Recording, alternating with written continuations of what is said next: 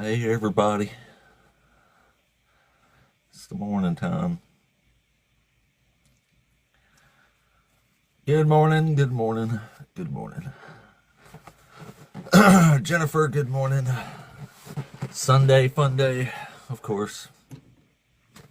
Always fun Sundays. Catch the before church crowd. Welcome in, welcome back, welcome around, welcome through. This is y'all's favorite. Here you got me some chocolate milk this morning and a B12 shot. Little tweaker thingy. But welcome in, welcome through. This is the channel where you can watch an undereducated hick from Alabama perform an intellectual takedown of the Christian doctrine and faith and logic for your entertainment. That's the good shit, ain't it? Y'all know how we roll here. I go for the intellectual jugular, but I do enjoy actual conversations where actual adults talk at each other like adults. Except, highly contentiously and shit. Always get a interesting crowd on Sundays, don't we? Hopefully today will be no exception. Wait a minute. What happened to my...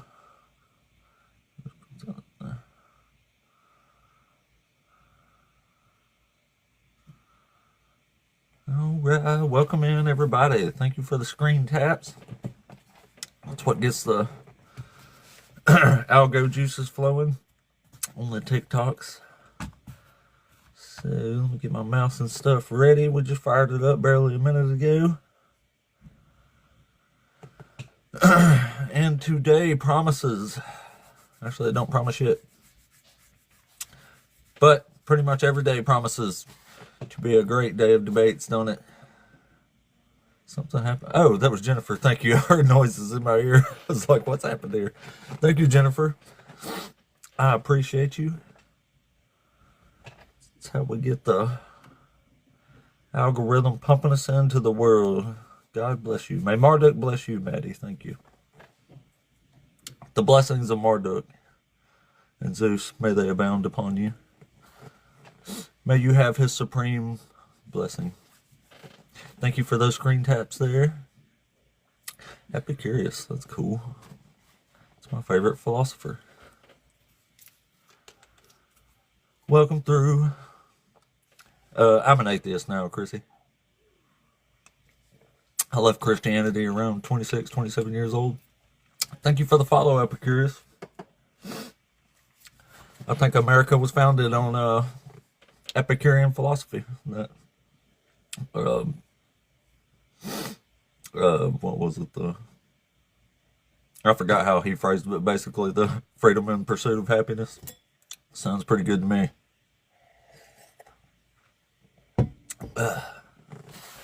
Ain't that the why? Power to the people. Power to the people. All right, well, y'all know we're going to get some good debates up in here today. If you haven't been here before, we debate Christians up in here. Yeah. And I usually do it with the Bible. Rarely get off the topics here on this show. What do we got today? We got the special 'Tis the Season, the bogus birth narrative of Jesus. We got Jesus fulfills zero prophecy, my personal fave. God is an unjust narcissist and liar. That one comes up the most. And Christians are under the law of Moses. All great topics for the day. They've been working really good.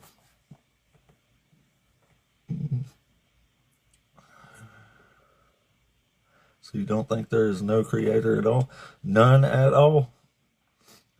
Grand Rising. Happy winter solstice. Happy winter solstice to you. Happy solstice. Happy solstices. The days will be getting longer now. All the way up until July. Then they'll start getting short again. Solstices, man. Solstices. Solstices. No comment. Good morning. Happy solstice. Happy solstice. Happy the days of the solstice. May your days grow longer now. Little by little. All the way up until July. Something. what is it, July? What is the other one? Like July 10th or something like that? Something like that. Something like that. But anyway, y'all, if y'all in here, please tap that screen for me. Let's get the algorithm flowing. Get our first guest to debate in here. Yesterday I ended the stream with like 12 people in the queue. So undoubtedly there'll be a plethora of believers to choose from in today's queue here. Haven't got any yet. Usually get an accident by now.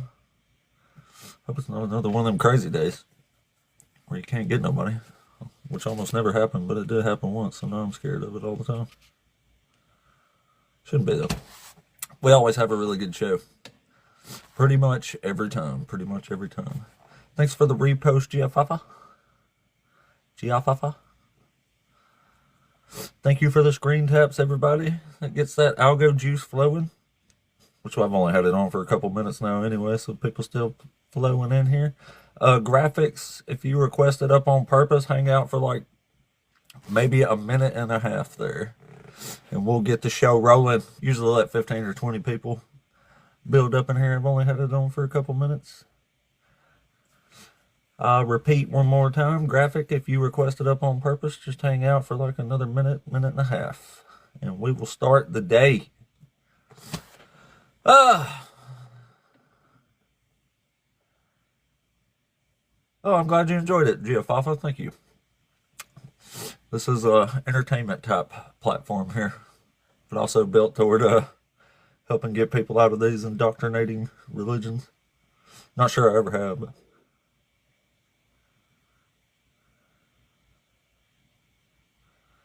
oh no, Epicurus. Epicurus of Samos. Oh no. No.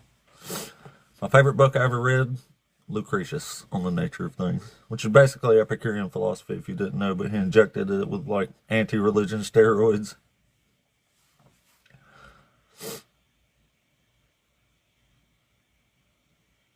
Curiosity, have you ever researched what the banned food is? I don't know what banned food means, unless you're just talking about like trans fats or something. I'm not sure. Oh yeah. Thank you, no comment. That's why we got to read them the book. All right, we got a couple people in the queue now, so let's go ahead and try graphics here. Maybe he was here on purpose. He hung out in the thing for a second. We'll see though. How are you? Graphics, you there? Yep. Oh, sorry, I had my volume almost all the way down. All right, are you over 18? Yes. Are you a Christian? Yep. Cool. So which one of these topics you want to debate us on today? Well, all of them really, but I mean, we can start with Jesus fulfills zero prophecy. So have you ever read the Bible? Yeah, read it every day. Okay, so Isaiah 53, Jesus doesn't fulfill that? No, of course not. That's about Israel. Okay, it's about Israel. It's not- it's So when not was even a- Israel? yeah, it's not even a messianic prophecy. Right, yeah, okay. So Isaiah 52 says that this servant is going to sprinkle the nations. Who's the servant that's sprinkling the nations? Israel. Oh, so Israel is sprinkling the nations and being punished for the sins of the nations. Are you okay? We hadn't even barely said anything. You already seem like you're kind of mad or something. Oh no, you're just being cornered, and you know you're not okay. So just don't crash out on me You've only yet. asked me like one question. Don't crash out on me yet. Don't crash out on me yet. In Isaiah 52, it says that this servant Right. is sprinkling the nations. It uses the same word as was used when the Levitical priest would sprinkle blood on the altar in the Holy of Holies. So you're saying that Israel is somehow sprinkling the nations and cleansing them of sin? What? Which line are you talking about there? Isaiah 52, right at the end. Read it. It says that the servant of the Lord will sprinkle many nations. That says startle many nations. That's not, the word says sprinkle. It's literally the same Hebrew word. The word Now I'm looking you're at right listening now to is rabbinic startle. Jews that are telling you it doesn't even make any sense. Oh, well, I'll listen to the Hebrew speakers. You know, Okay, to read so the- Isaiah 53, what about Daniel 9? Daniel's a lie according to Jeremiah, Isaiah, and So you're Lamentations. just going to say you just don't believe everything. I'm saying it's a lie according to Jeremiah, Isaiah, and Lamentations. How is it Daniel 9 is a lie? Yeah, can we finish up on 53 first? Sure. Okay. So what is those first two lines in 53? Who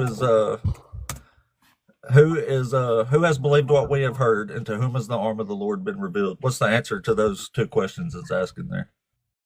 Well, if it's Israel, to everyone, right? Everyone knew Israel. So if it's Israel, that's a stupid question. Well, it's not Israel. It's the wrong answer. So It's not Israel. You're try to right. venture the Who right is the answer. arm of the Lord? It's not Israel. It says, to whom has the arm of the Lord been revealed? Who has he been revealed to? Who is he? Tells Who you is the that- arm of the tells you- Lord? Sir, just ask me one time. Good Lord, don't crash out on me now. And you You used okay? to be a pastor? Let me ask you this. What made you No, a are you Christian? just making shit up? No, are you kidding me? Are you kidding me? When did I Anybody ever say that I was reads a pastor? Isaiah 53, except for you, will discern that this is about Jesus. No, not anybody. Anybody who's actually read it knows it's not about Jesus. It says who the servant is and who's suffering over and over and over, and it's not Jesus. And the Christian Now- and Christians now, are to under the whom has the Mosaic arm law. of the Lord been Sir, revealed? you Who are is the so arm of the far Lord? gone, dude. Sir, are you crashing You out? are a straight heretic, sir. Can you have an actual conversation? No, because you're an idiot. Like, oh, okay. Well, all right then. Well, thank you, Mr. Yeah, Christian. you're- We think you've sounded just like most Christians that come up here. Good job on that. But if you can't have an actual conversation, then you can't abide by the one actual stipulation I have for this channel, which is pretty damn sad. There's your Christian for you, crashing out. First of the day. Oh, boy. Well, let's get some better representatives of the faith in here. Country Kid. I don't remember. I don't think he was a Christian. Never even got a single question answered there. He tells me not to crash out. That's hilarious. That's why Thomas Jefferson called Christians hypocrites.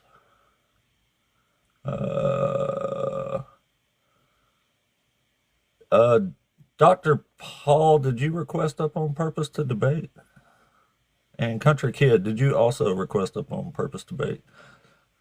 There's 3 or 4 people in the queue right now. Y'all throw like a 1 in the chat or a yes if you requested on purpose and you're a Christian who's can do better than that last guy. Not that that's saying much, but yeah, no worries, man. That's why I was asking. All right, okay. All right, let's try the next one then. Oh, there's not a next one. Nobody was up here on purpose. Well, yeah, Isaiah 53 is not about Jesus. And the answer to that question that I asked him, to whom has the arm of the Lord been revealed, is actually, that's answered in chapter 52. That's why it tells you in chapter 52 who the arm of the Lord is being revealed to. And no, it's not Israel. Imagine a Christian not knowing that. Boy, oh boy. Well, welcome in everybody. The queue has run out now, so if y'all don't mind, y'all tap that screen for me. Keep the likes building up here. I'll get us somebody to debate up in here in the next few minutes. Well, great start on the day there.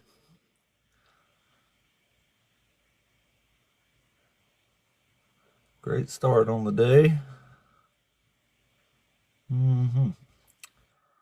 What's this got some from there? Larry, you there? Hey man, what's up? What's up, buddy?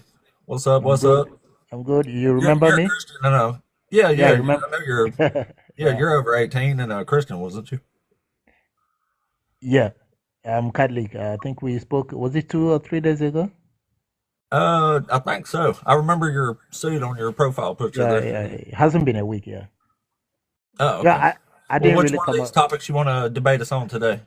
Yeah, I don't think debating this is valid because you already know my view, and I don't think personal interpretation is right. Is the right way to go. Oh, that's right. You're not supposed to Yeah, read the yeah. Bible So yourself. Yeah, I'd prefer to talk to people who actually read it themselves. yeah. That's why I don't think debating it is valid. I think even if you have your own personal interpretation, you have to subject it to the Right. objective interpretation. Yeah.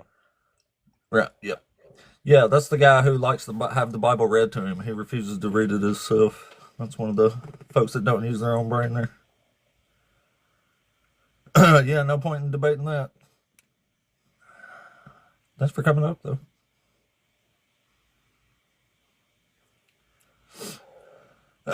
Yes, I always recommend leaning on your own understanding and read the book for your damn self.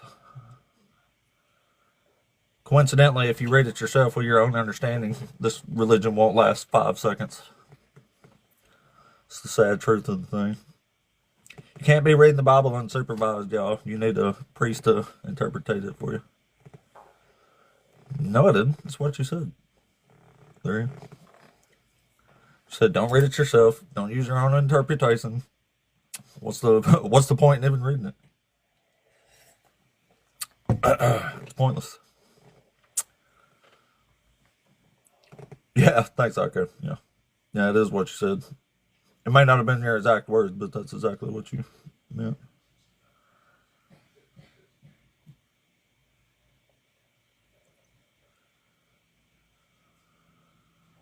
Shrimp eats bad bacteria.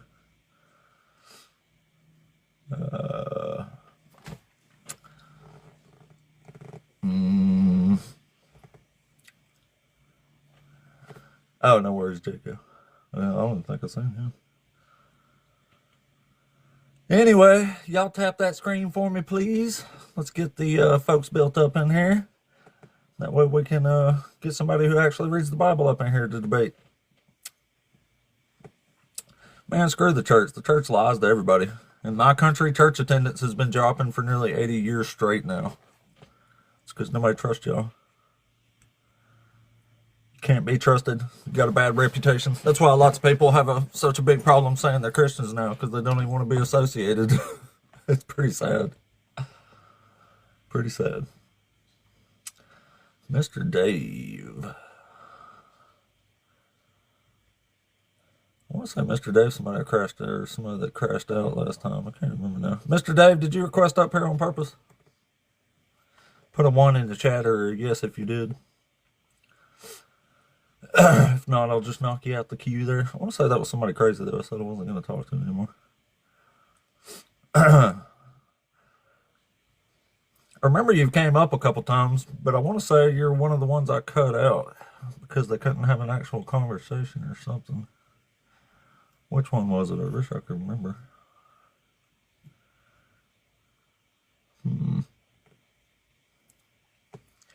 It had to be discerned. Dang. Oh, okay. Well, if we got along, I'll take your word for it there. Don't remember that, though. All right, so let's load up Mr. Dave here. I remember you're over 18 and a Christian. So which one of these topics did you want to debate us on today, Dave? Hey man, I don't know if you remember me from last time I came on, but I didn't have that much battery, so alright, let's see here. Jesus fulfills zero prophecy. Let's go with that one. Yeah.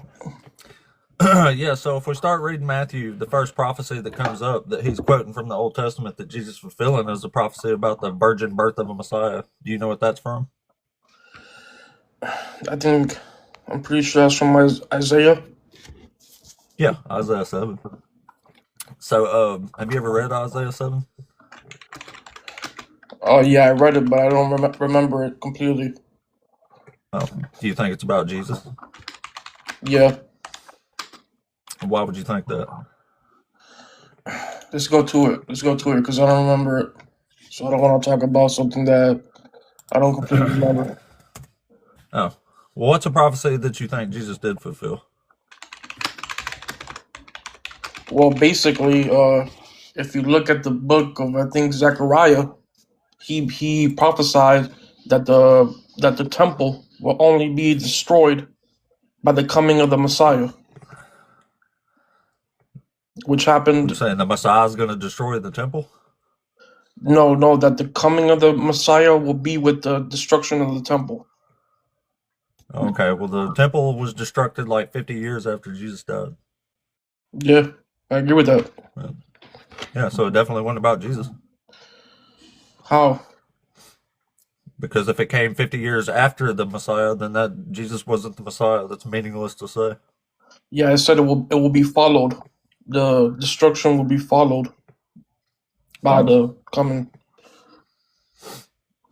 Which part of Zechariah is that you're talking about? Let me find the exact verse.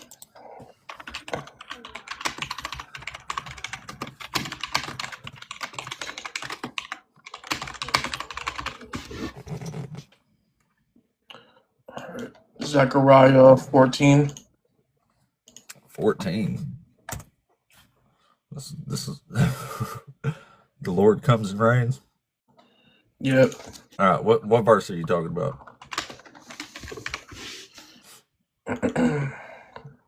Because this ain't about coming Messiah here.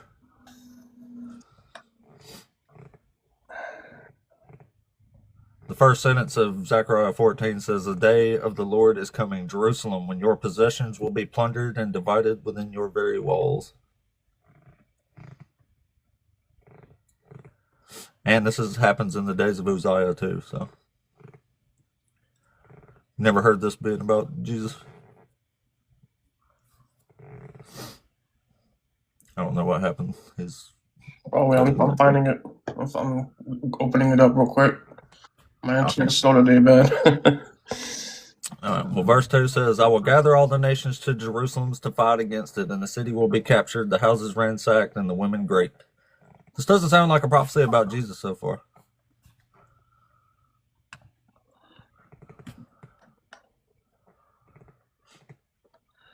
All right. So Zechariah 14, I have it here.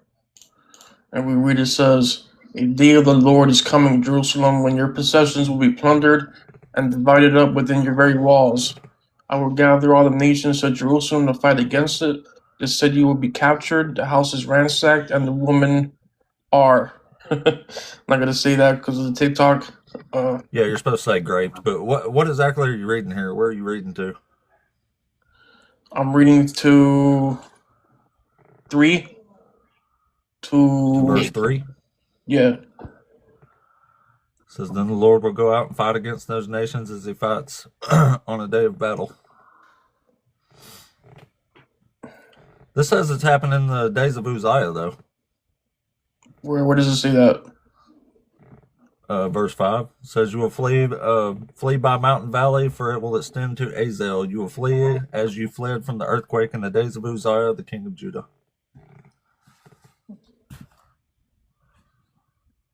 Yeah, That was like, as you fled. That was like 790 BCE. Yeah, it says as you fled. Yeah. Yeah, in the days of Uzziah. So it's weird to say this is about Jesus when it's in 780 BCE. Well, you know, if I say, let's say tomorrow there's a war, right, with the United States, and I say you will have to fight as in the days of the revolution. Yeah, that's just saying it's harkening back to try to create an image in your head. To that. Yeah, I guess that makes sense. Yeah. But if you don't believe that one, I have another one for you. If you don't believe that one, What's that? The Daniel 9:26. Daniel 9. You know Daniel's a lie according to Jeremiah, Isaiah, and Lamentations, right? That Daniel's a lie. Yeah. Where does it say that? Jeremiah 29. He writes a letter to the exiles and he tells them, "Don't trust the dreams that you dream, for they are a lie, because he will not be visiting them during the 70 years."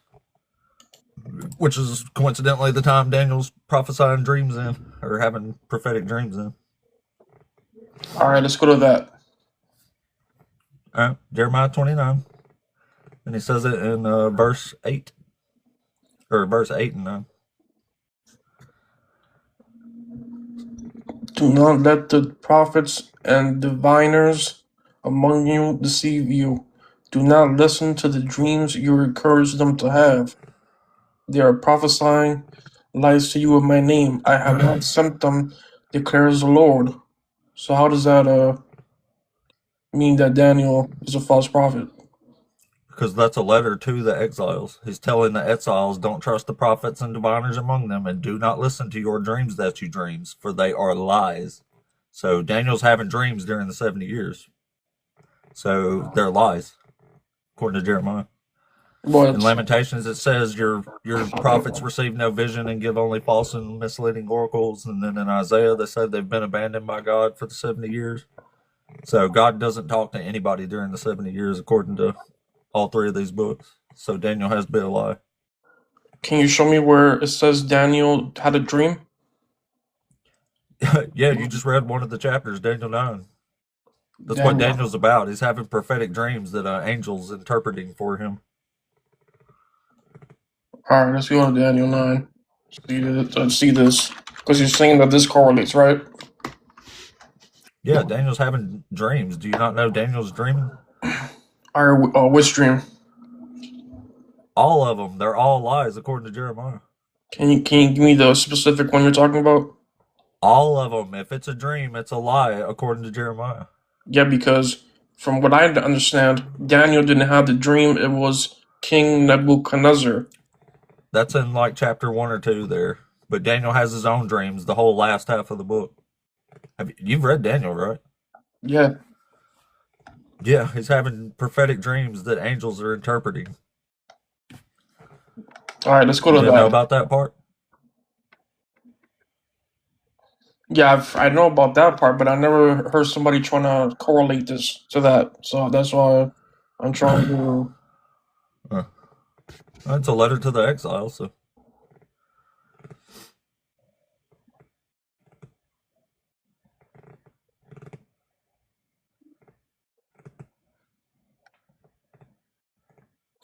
All right, man. So, where do you want to go to? You want to go to Daniel 9, or you want to go to what you said? Daniel's a lie, so no, I don't want to go to Daniel. All right, fine, bro. I got another one for you then. All right, so Zechariah 9:9. Oh, Jesus definitely didn't do that. He didn't. What part of that did Jesus fulfill? All right, let me tell you right now. It says, it says, "Rejoice greatly, daughter Zion. Shout, daughter Jerusalem. See, your king comes to you, righteous and victorious, lowly and riding on a donkey, on a colt, the foal of a donkey." Yeah, so that's fulfilled in. So he rode a donkey? Yeah, Wow, impressive. yeah, because it shows that he's not, he's not coming with the sword. He's coming with the people. That's weird. Jesus said he's coming with a sword. When he was here, when he was on Earth, or when he comes again. When he was on earth. Either way, there's a lot more to this prophecy than riding a donkey. You know that, right? All right, go into it. All right, it says he will cut off the chariot from Ephraim and the war horse from Jerusalem, and the battle bow shall be cut off, and he shall command peace to the nations. His dominion shall be from sea to sea, from the river to the ends of the earth. So to fulfill this prophecy, you have to be an actual king who ends all war in Jerusalem and rules a worldwide empire of peace. So Jesus definitely didn't do that. All right, let's go to this premise by premise, okay? Because this is a big. Yeah, so was Jesus a king? Yeah, Of what? he was the king of Israel and the No, he world. wasn't. You really think Jesus was the king of the Israel in the world? Well, his followers saw him like that. Well, I'm sure a few delusional disciples saw him as that, but he was never a king of anything. Not once. Not for a second. Yeah, I mean, yeah, they stopped him. They stopped him from proclaiming the throne because Wait, what? they stopped Jesus from being the leader because the Jews wanted Barnabas. Oh, so it was never a king then. Well, you can say that he was. Well, what's the best way I can explain it to you? Like right now, there's a legitimate king in France, right? But he's not the king, but he's still that line. You understand what I mean? Well, to actually fulfill these prophecies, you have to be a king from the line of David. Yeah, he's a king, but the Jews, they didn't. King of what? King of Israel. He was never a king of Israel, not for a second. Let me search up the verse, bro. There's no verse that says Jesus was a king. In fact, in Luke chapter 19, he just ends up crying and blaming the people that this prophecy didn't happen. Can you go to John 149? John 149.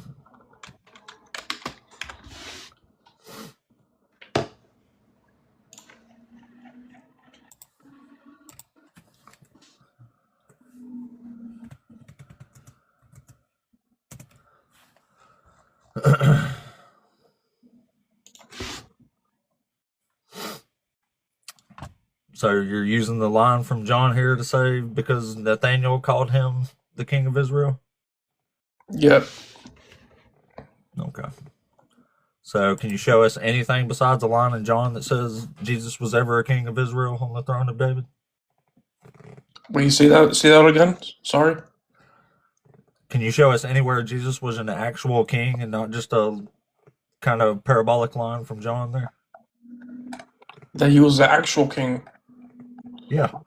You have to be an actual king to fulfill these prophecies. Yeah, he was an actual king, and he was deposed by, well, not deposed because he was they Never didn't let actually him. a king. They didn't let him. Yeah. So did they not let him be a king or he was a king? Which one was it? Well, again, we gotta go back to the distinction, bro, because there's a legitimate king and there's an illegitimate king, and Jesus, he Yeah, was a legitimate Jesus- king of He was Israel. an illegitimate king, right? How? He wasn't a king of anything. He was never a king, illegitimate or legitimate king. So then, why does the Bible say that he came from the line of David, which is what the Because Messiah? they're trying to make Jesus this Messiah that the Old Testament describes, but unfortunately, he doesn't fit a single bill. Yeah, he does, man. Because Come he on, wasn't man. even from the line of David. Yeah, he was. Says who? You want a verse? Well, I want some who's. There's only two that even give a genealogy of Jesus, but All right, I'll pull out a verse.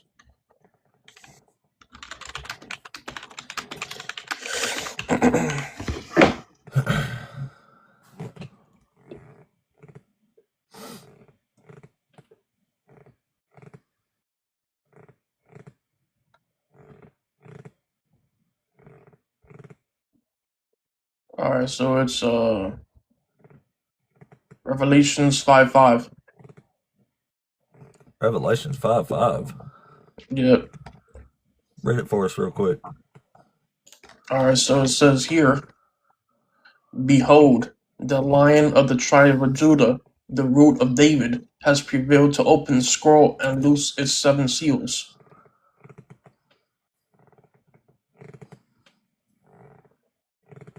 Okay.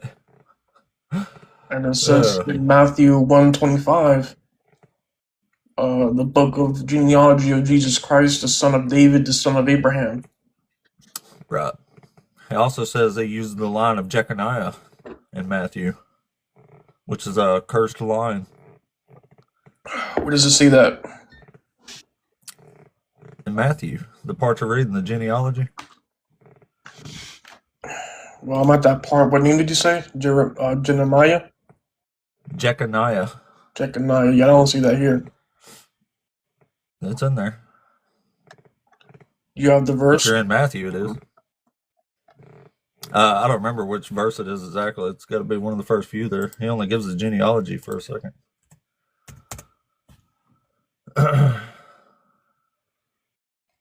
Oh, yeah. It's 12, verse 12. After the deportation to Babylon, Jeconiah was the father of Salathiel. We can't go through Jeconiah. That line's cursed in Jeremiah chapter 22. You said Jeremiah chapter 22? Yeah.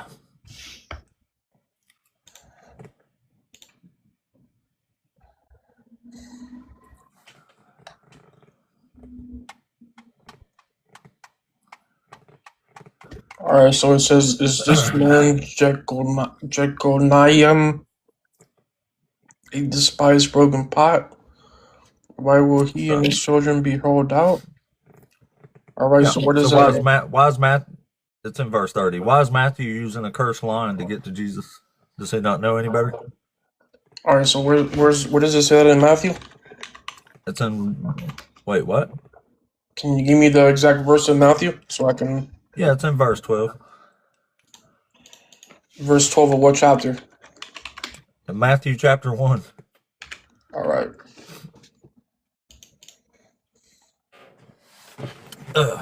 Are you just looking all this up as we go, or? Yeah, because you're trying to correlate stuff, and I need to put it together so that I can follow you. So I can. I got you.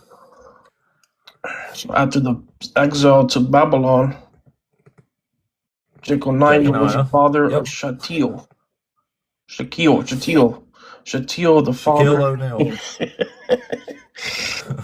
Shatiel, the father of Zerubbabel, the father of Abahu, Yeah, you ain't got to read all that. The first name there was the important one. That's Jeconiah. You can't go through that line according to Jeremiah either. So where So did you far, say? we've had Daniel being rendered a lie, a cursed line from Matthew, a donkey ride that doesn't make you a Messiah or a king. So, like, it seems like these prophecies are failing every time. Yeah, but it doesn't say here that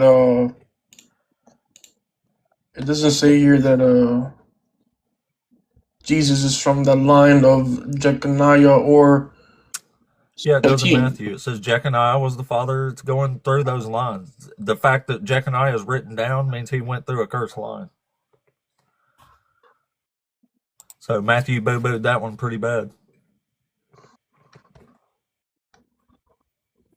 Wait, but this is two Not to- different names. What do you mean it's two different names? Because if you read it in Zechariah, the verse you gave me, it says here. All right, let me go back to that verse.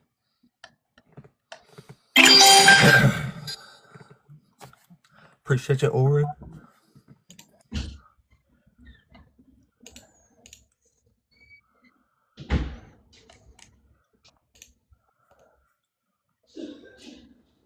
All right, so you said Zechariah 9, right? That's the verse where it says that it's cursed. No, that's in Jeremiah 22. All right, my bad. It's Jeremiah 22. You're all right. Let me see if I thought someone was still here. Never mind.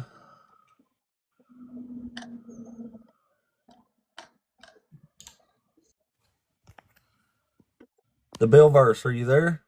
Yep. Are you over 18? Yep. You sound like you're 10. I'm dropping you.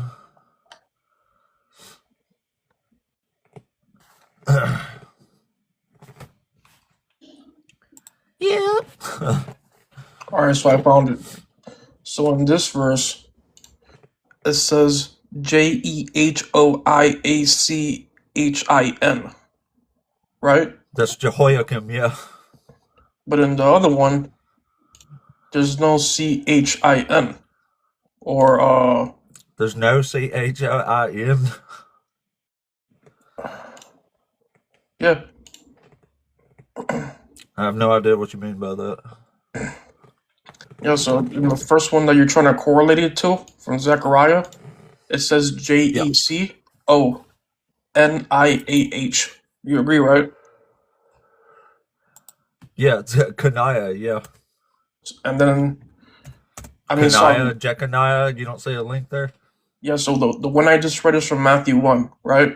So if you go to Jeremiah 22, now it says JEH.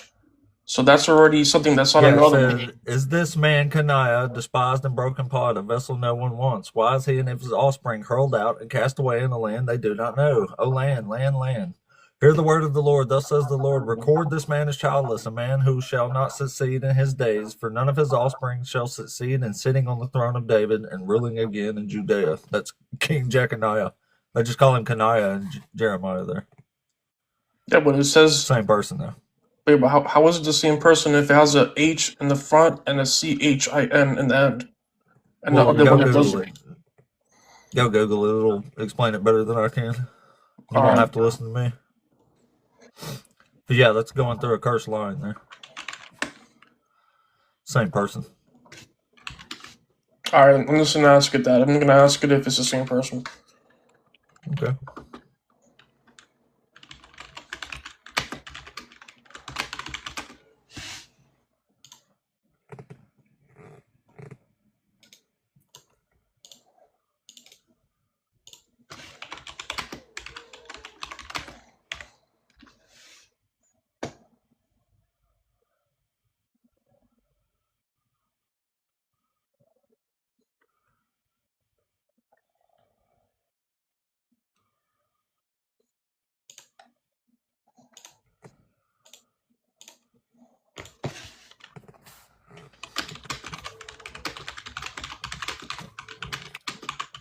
I feel like I'm debating Google right now.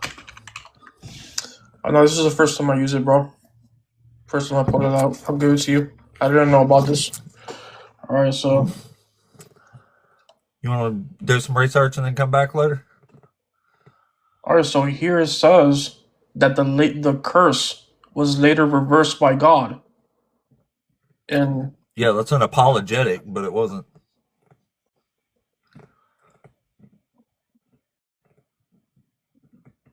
Says it was the same person though, right? yeah, it says it's the same person, but it says that There you go. But in all right, can you go to Haggai 2:23? I don't even know what that is. Haggai 2 Haggai. yeah 2:23.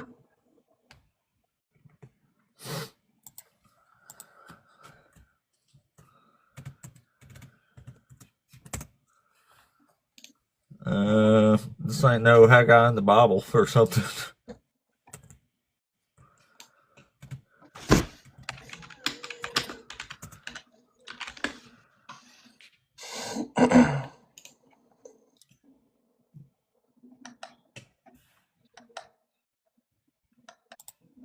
So you got a different prophecy you want to try? Well, I mean, can you deal with that verse though first, pretty quick? Because it says that one Haggai 2:23. I can't even bring it up. It's on Bible Hub. I mean Bible Gateway. Sorry.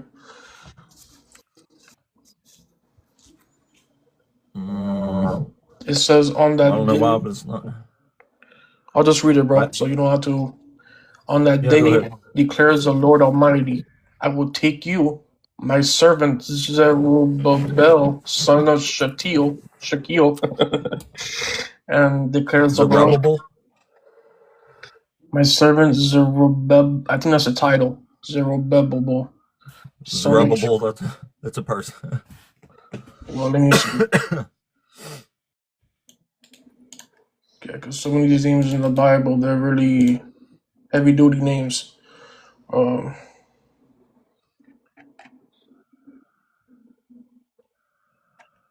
Oh yeah, I made a video about the Trump Bible, by the way. So this is America's official Bible. It's the fucking King James version. Maybe could have used like the ASV, maybe the American Standard Version. I actually made a video about that when I heard about it. All right, yeah, Zerubbabel's not Jeconiah, man. Okay, yeah, so Zerubbabel is the grandson of Jeconiah, and he reversed the curse through Zerubbabel. Well, he had Zerubbabel do stuff, but he wasn't the. Hold on, what does Matthew say there? It says, I will make you like my signet ring, for I have chosen you. It says Zerubbabel. It says Jeconiah was the father of Zerubbabel, so he didn't reverse that line through Zerubbabel. Well, the verse says, I will make you my signet ring, because I have chosen you, says the Lord Almighty. Hold on a second. I guess that was an accident.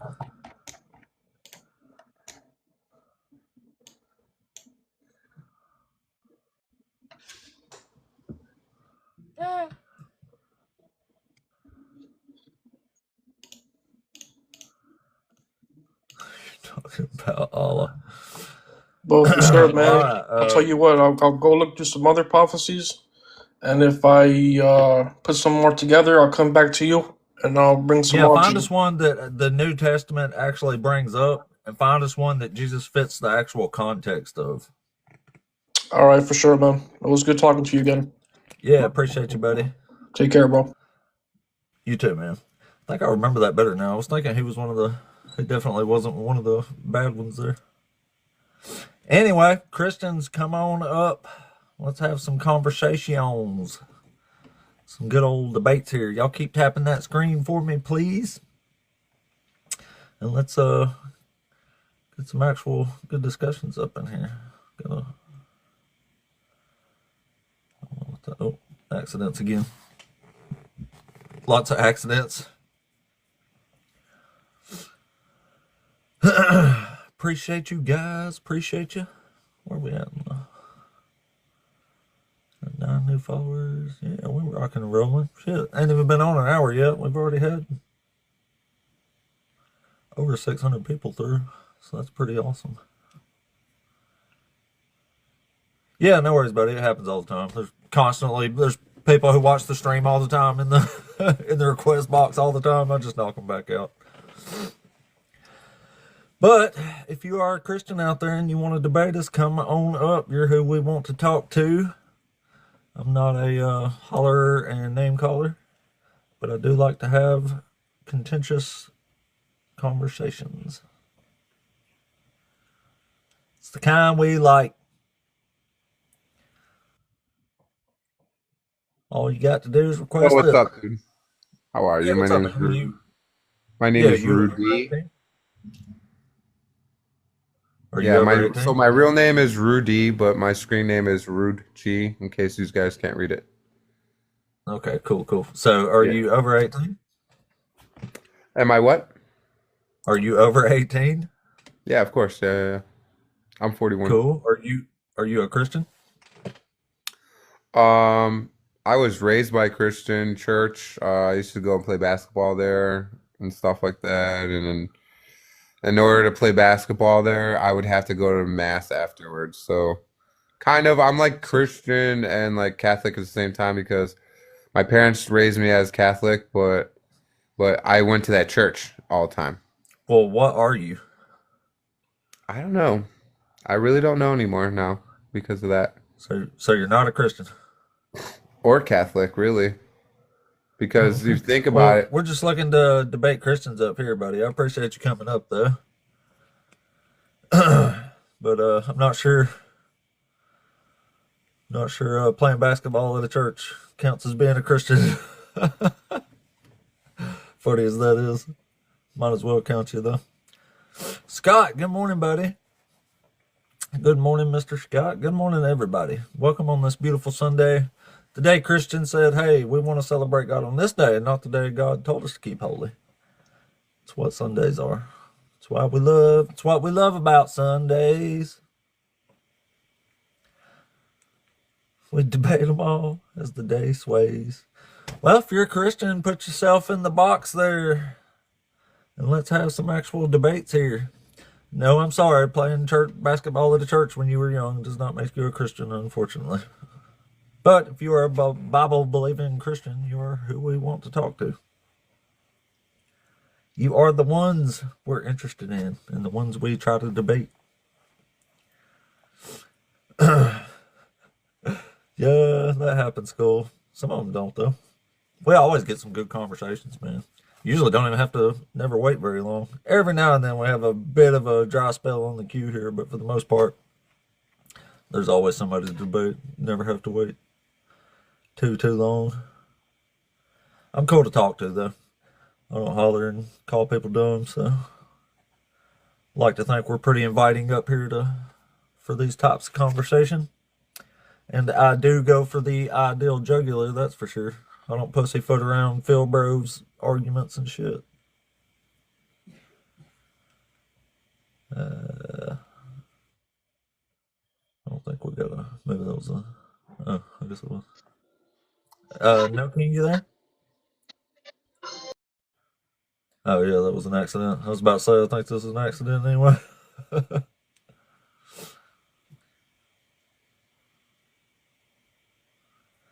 All right, y'all tap that screen for me, guys. We got to get the algorithm juicing so it'll start pushing people through here again. Get some good debates going on. It's what we need. It's what we are. It's what we do. We got a little way too. On Sundays, actually overslept a little this morning, but I always try to get on Sundays pretty early to catch the crowd before they run off to church. That way we can fill them with the Holy Spirit and send them out. There's usually still somebody to talk to though. Sunday's hard to tell though. They come out of the woodwork.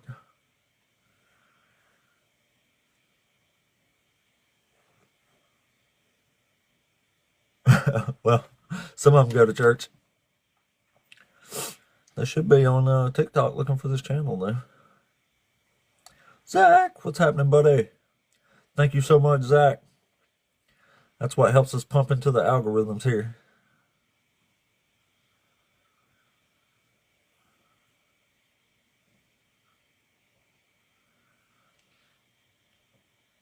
Want to have a day of people just piling here and I just sit here and read the comments?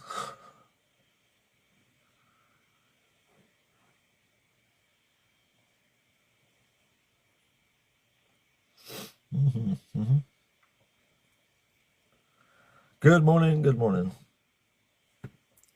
Hello, good morning. Thanks so much, Zach. Appreciate y'all. Y'all tap that screen for me. That's what gets us people in here to debate. TikTok, the god of the algorithms, demand you give people the little gifts and screen tap to keep people rolling through there. Give a little drink here.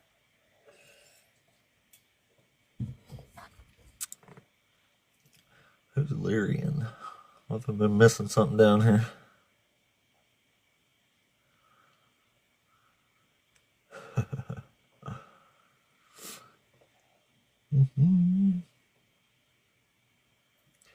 Yeah. All right. Well, bunch of people in here, bunch of engagement, but no one in the queue. So if you're a Christian, no wait right now. Y'all come on up. Let's talk. Let's debate it. We can question the good stuff here.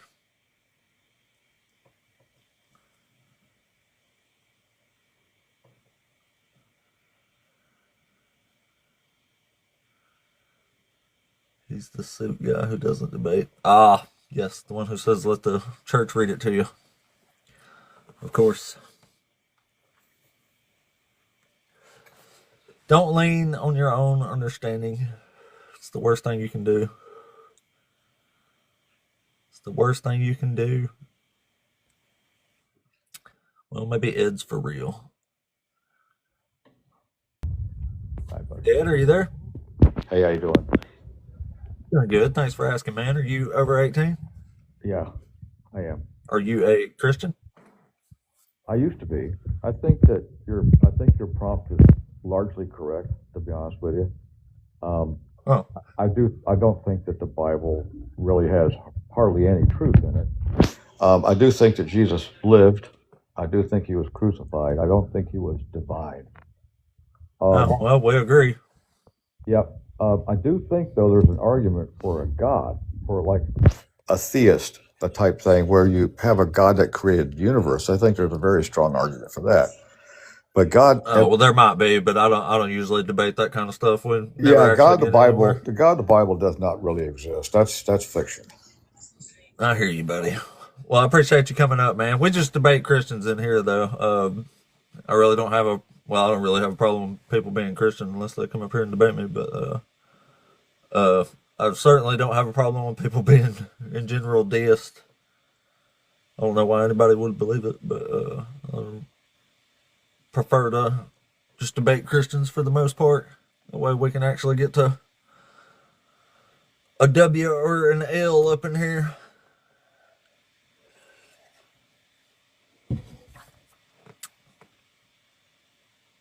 Oh, I can see I see that suit on this thing now. It was super tiny.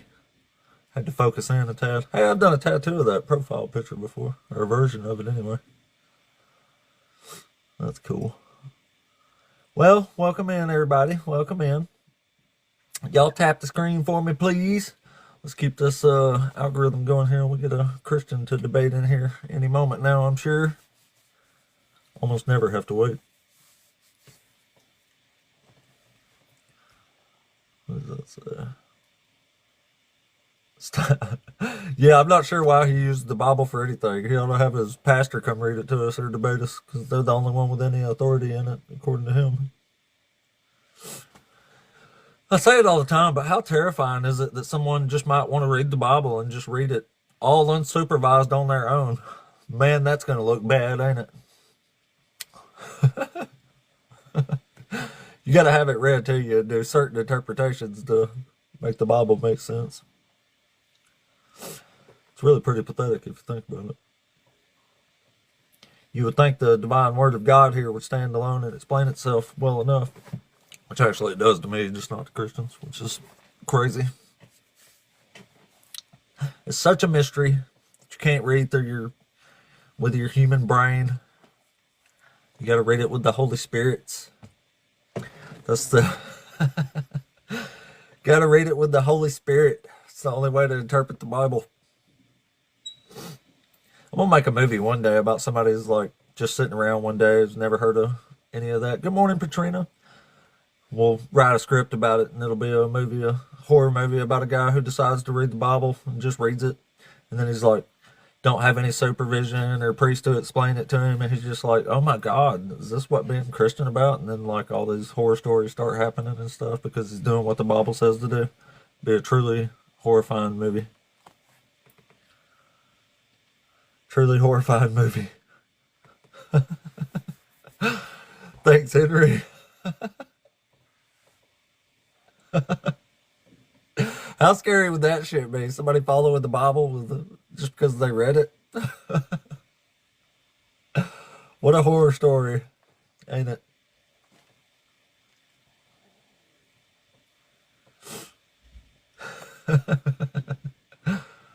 Oh man, what a horrible, horrifying thing.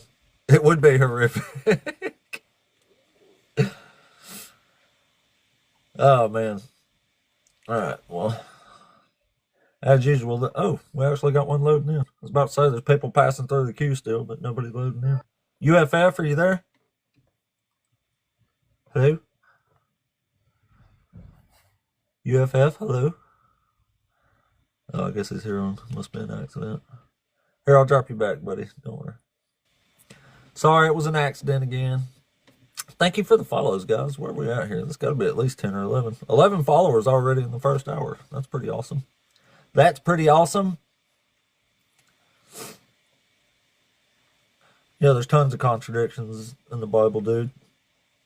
That's what happens when you read it yourself. It's actually a big giant mess that doesn't make any damn sense. That's why I was telling you the other day, you're supposed to have... That's why they want the priest reading it to you. That's why the Catholic Church made it a capital crime to translate the Bible out of Latin for 1,000-something years till Henry VIII come along. But they don't allow you if you translate it out of Latin. It's because they don't want anybody taking chances on anybody actually reading it themselves because they know it would be a big mess. Which it is a big mess. Let's see it. Don't we have a... Oh.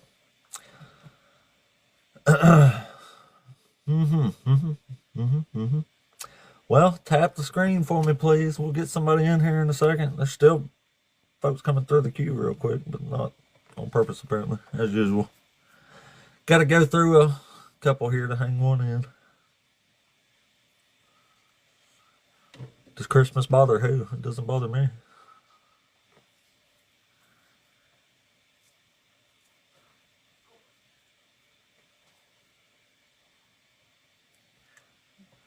Anathema. What the crap is that? Yes, translate it properly. Just to what we want it to say. Yes, it says that, but it meant this. It meant the exact opposite from what the words tell you.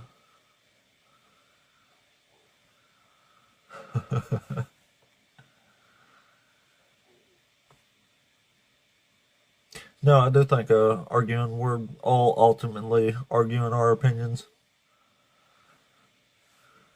The thing is, my opinion is built on what the words actually say, and yours is built on what somebody read to you. It's pretty sad. Pretty sad.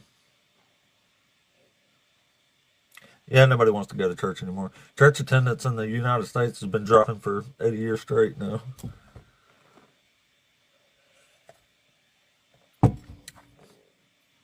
What happened to the Christians requesting up here? Thank you for the heart. Appreciate you, buddy.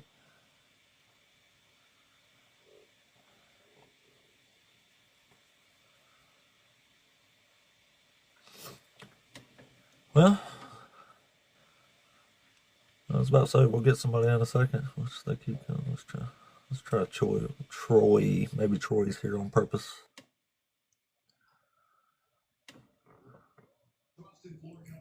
Troy, you there? Troy?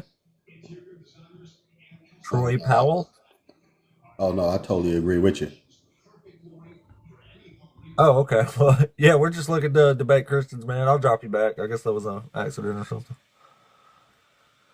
Anyway, y'all keep tapping the screen and stuff there for me, guys. We'll get somebody in the queue who's a Christian to debate here in a second, no doubt. It's been a minute, so it's about time for one. It's been almost 5 minutes. We usually don't have to wait too long.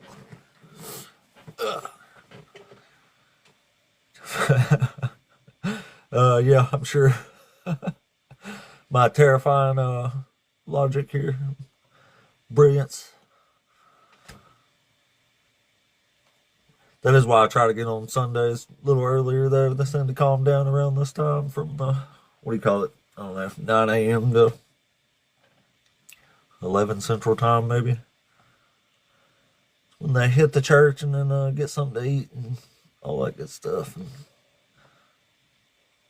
play some football in the backyard and have a little family barbecue. Make some sandwiches.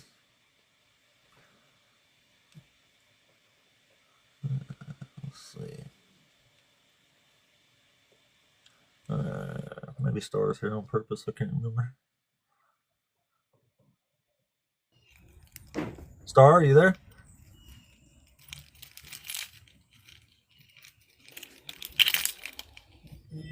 Motion detected at your...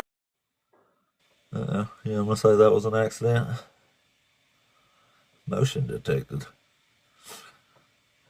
Guarding a safe or something.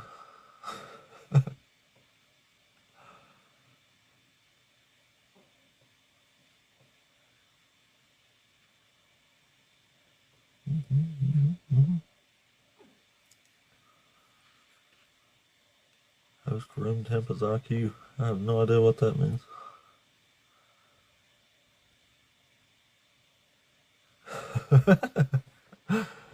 Anyway, welcome through, guys. We're looking for Christians. If you're a Christian passing through and you want to talk, come on through. You're first in the queue right now.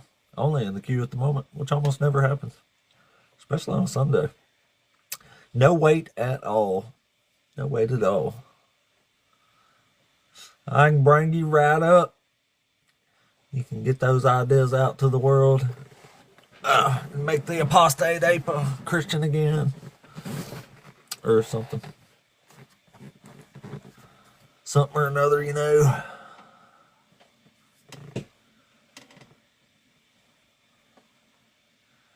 I think he made me GFFO, which is not totally wrong either, so can't say much about that. Still sure know the Bible better. That's right, Dr. Facts. Free barbecue. No wait. No wait at all. You can come up and cook me. Come barbecue me. In the debate world. There's a bunch of people in here. We should be getting somebody else. There's over 50 people. We got a ton of screen taps and engagements. Thank you for the follow. I appreciate that. Yo, he said he do. Is it that obvious? Come on, man. Shit.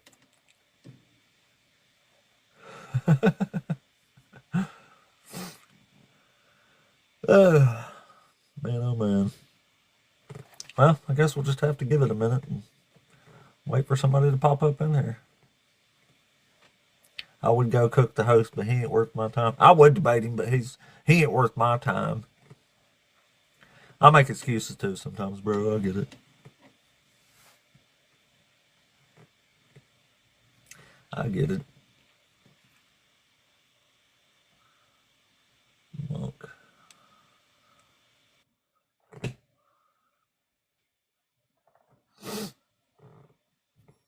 Monk, are you there? Hey, what's up? What's up, buddy? You over 18? How about you? I'm good. Are you over 18? Are you good? Alright. Yep. I'm good as well. Yeah, okay. Well, thanks for coming up. I don't know. I don't know if you couldn't hear me or what. But that was really weird.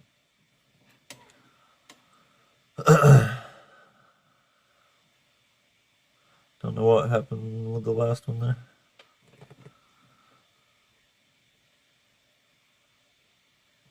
Yeah, we have actual evidence and stuff is what atheists like. We like the actual facts and data and context. Christians like to throw all that in the garbage. Because we got things to believe. Can't let facts and data get in the way of that. Yes, I'm such a lonely atheist. I need a Christian to come keep me company up here. So we can read this book together.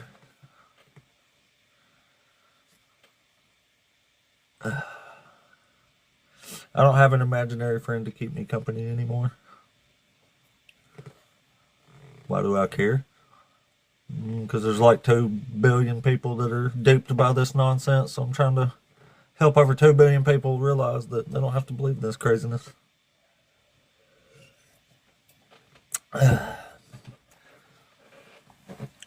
We call them fairy tales, myths.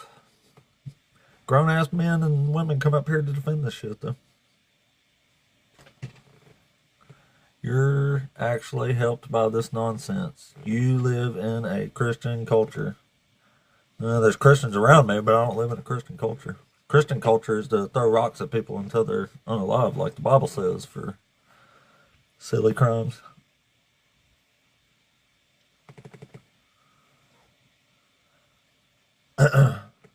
This book says you can sell your daughter as a slave. Not impressed. Christmas is not a Christian culture. They've made it into one, some of them, but it's certainly not a Christian culture thing for me, is it? It's a national holiday, man. Jesus ain't died on no December 25th anyway.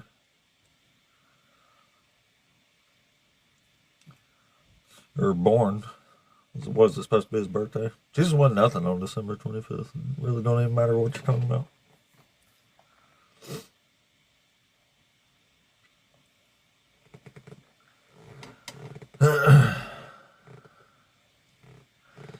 Happy Saturnalia, everyone. Happy Saturnalia. Happy Saturnalia. You seem sad, Edward. You're just here poaching on a mean old atheist. Don't the Lord have a purpose for you to be accomplishing today? Or you can come up here and talk. I got 4 awesome subjects to debate up here. 4 awesome topics.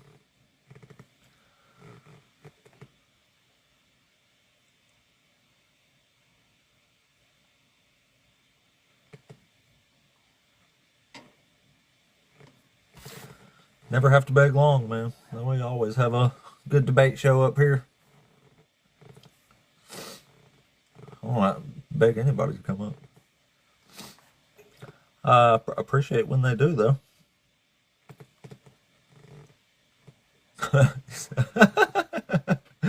Oh, man. Some people just hear what they want to hear, don't they?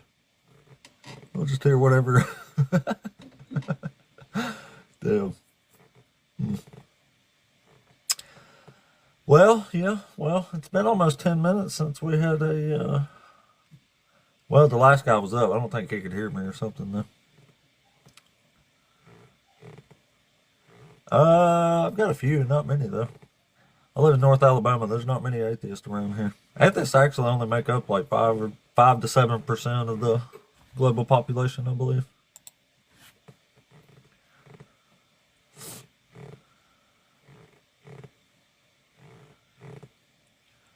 Hell, I think Lyrian's been debating in the comments more than anybody. Yes, I'm so lonely, no friends. The Gray Tone, North Alabama. Must be maybe it's a Tennessee neighbor. Christ is Lord and God is good. No, I think God's a big giant murderous narcissist. It's an absolute barbarian of a deity. Nobody should ever worship this God because of the awful, awful things it does. Like unaliving innocent babies and having women raped and stuff. Awful, awful business. Awful business. Awful business. This is my channel, dude. People don't come up here and debate on my channel. That's crazy. What are you going to debate them on anyway? What the priests say about the Bible? Can't respect that.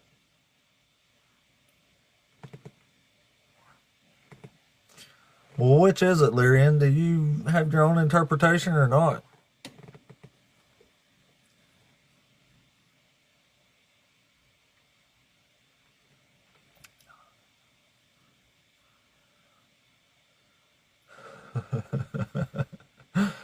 Dude. Yeah, just keep it in the comments there, buddy. Anyway, I guess we'll give it a hell yeah. Thanks so much. Appreciate that. I guess the algorithm flowing there, don't it? It's been like 10 minutes since we had somebody who could hear well enough to stick up here now, so shouldn't be too much longer.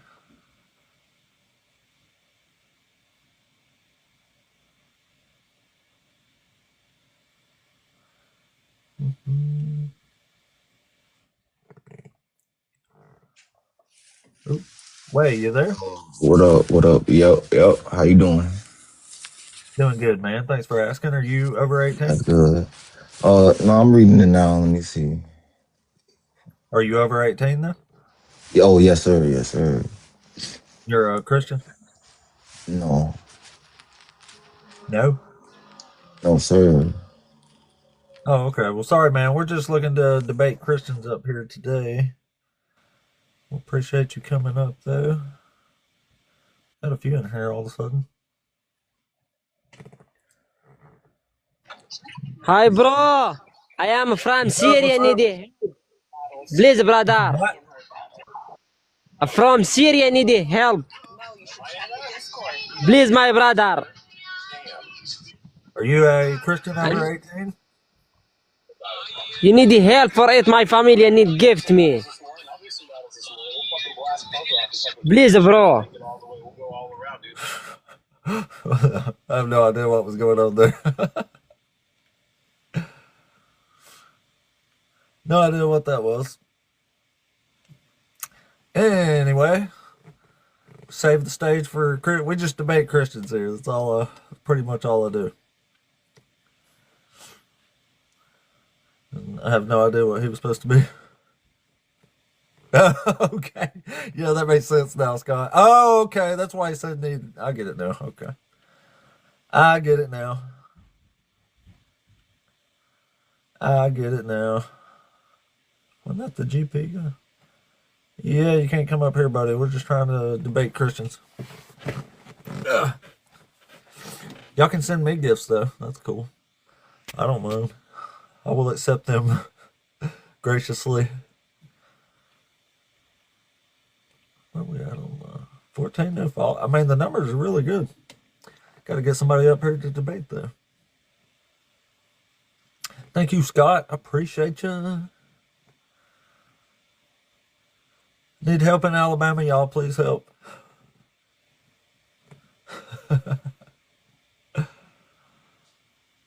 Jacob, thank you.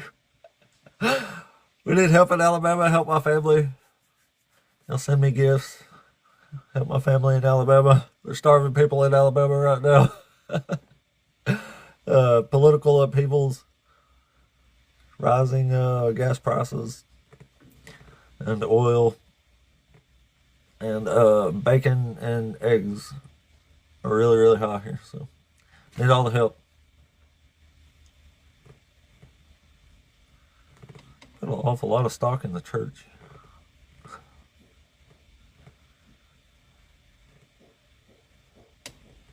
I hear you, Jennifer. I do tattoos for a living. Oh, sometimes I wonder, like, how do people afford this shit? Like, I can't even afford me.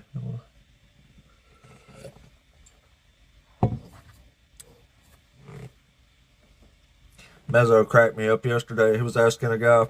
He said, asked him if he believed in divine insemination. And the guy said, yeah, you have to, right? And Mezzo says, so was it like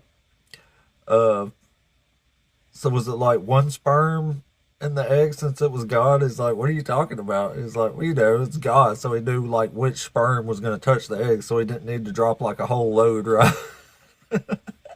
I was fucking dying listening to that shit. I was working listening to it. I was done.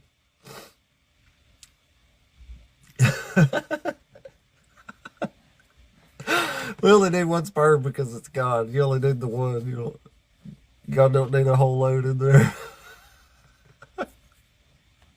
Man, that shit's too funny. Too funny.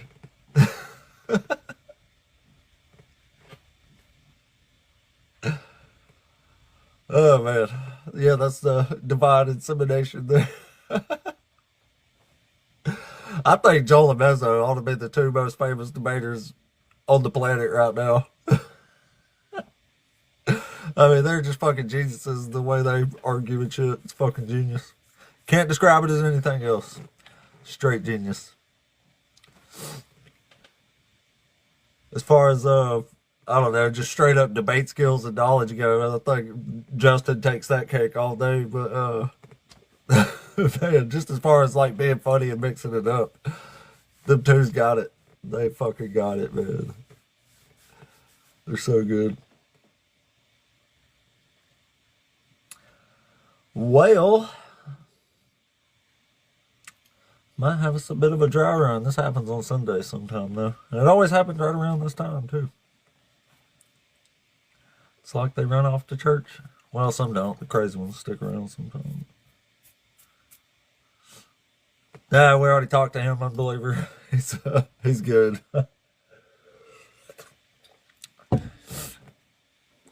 It's impossible to argue with somebody who refuses to accept the words.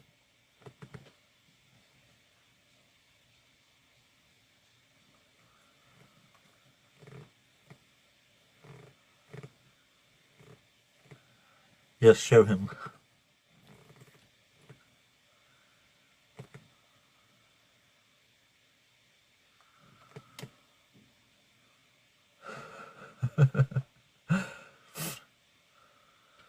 Well, I'll give it 5 or 10 more minutes, see if we can get another debate in here. I guess if not, we'll have to reset or something.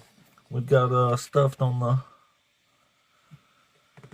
Christians requesting up again, which happens on Sundays. There's a bunch of big shows that start around this time on Sundays too, though. I want to run. I want to start running that divine insemination argument. That's that might be the best thing I've ever heard. Divine insemination. It's what a great term that is. There's some damn t-shirts that say that or something. 'Tis the season for divine insemination. Only one sperm cell needed.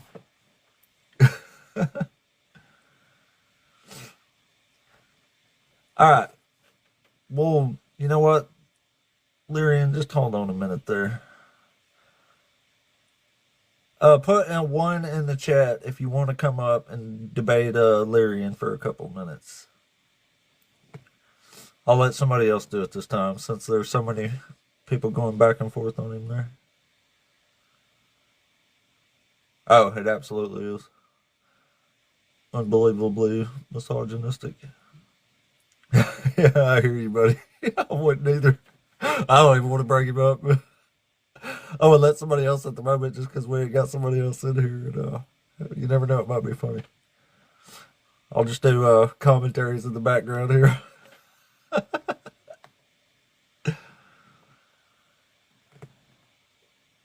Where are the talking snakes, talking burning bushes? Well, I know you're a one, Lyrian. I was asking somebody else if they actually wanted to talk to you, but I don't know what anybody would argue. I'll just read the Bible to you, and you'll be like, "Yeah, that's what it says," but that ain't what the church says it means. Oh, Dr. Josh, and well, I don't know. I don't know how you can get anywhere with somebody that won't accept the words, but probably so. They might probably just don't take you that serious, man. Honestly, who knows?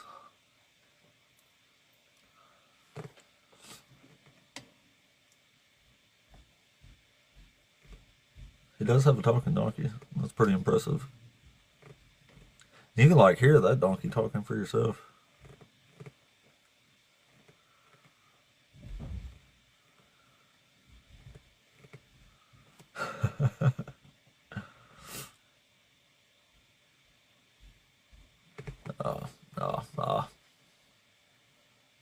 Aw. We see.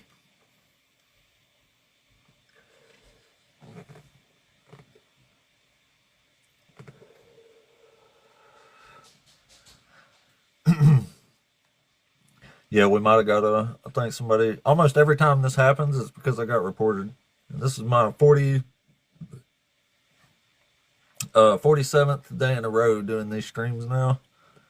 And almost every time the queue empties out like that, it's because I got reported. Because in 47 days, I haven't had a single day where I didn't get a violation. But sometimes it never tells you that you got a violation. But it clearly shows that I didn't get one. And everything drops. I think some people get butt hurt and go report my channel every single time.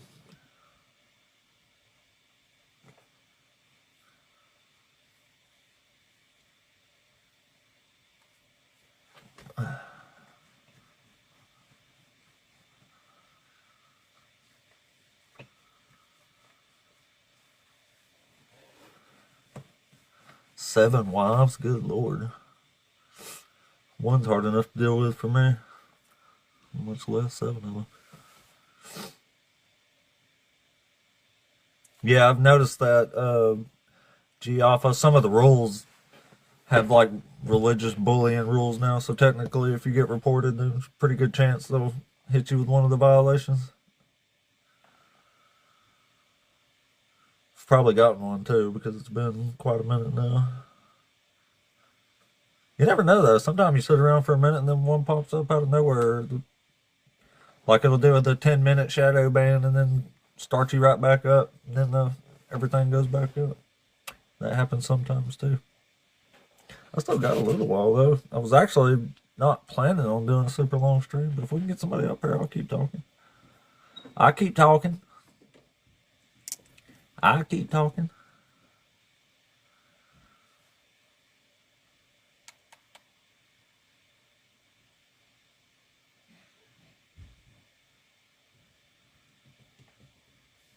Yeah, I don't think they're taking you that serious, man.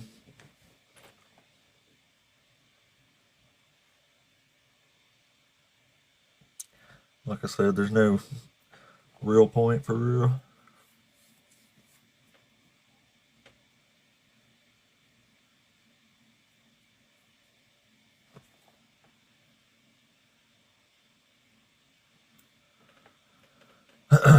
Yeah, we hadn't even had an accidental request for a minute there.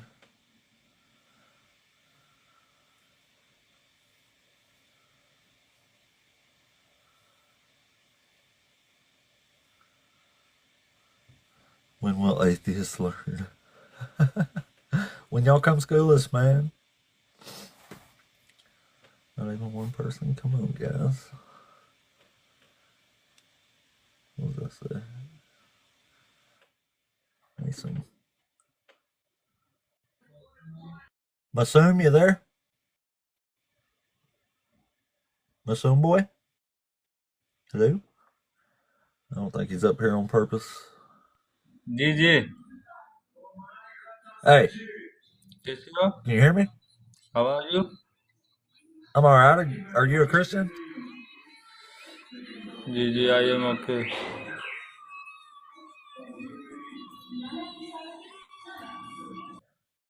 Sorry, Candy. It was some kind of weird music. I could barely hear you. That was taking a really long time. Sorry, man. Don't know what happened there. Indeed, I was getting a little entranced by the music there.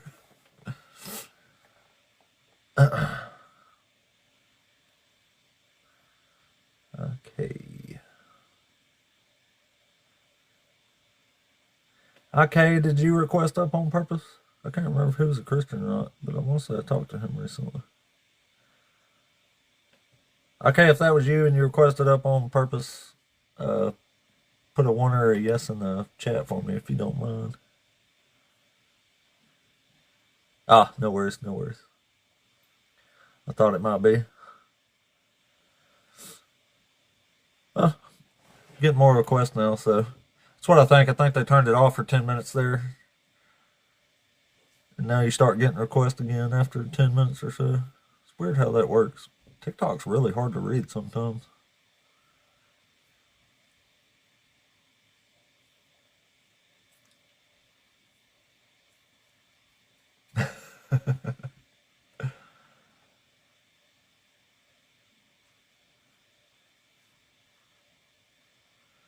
Well, if you're a Christian out there listening, come on up. We want to talk to you. Since I've got a few more requests there finally, I'm going to assume we're back in the algorithm a little bit. And I'll give it, I don't know, we'll give it at least 5 more minutes now, see if we can get somebody else in here. We usually always get somebody. Even on Sundays. Sundays are hard. That's why I was saying earlier, I always try to do Sundays earlier in the day, because a lot of the really big shows start like 10 o'clock usually. And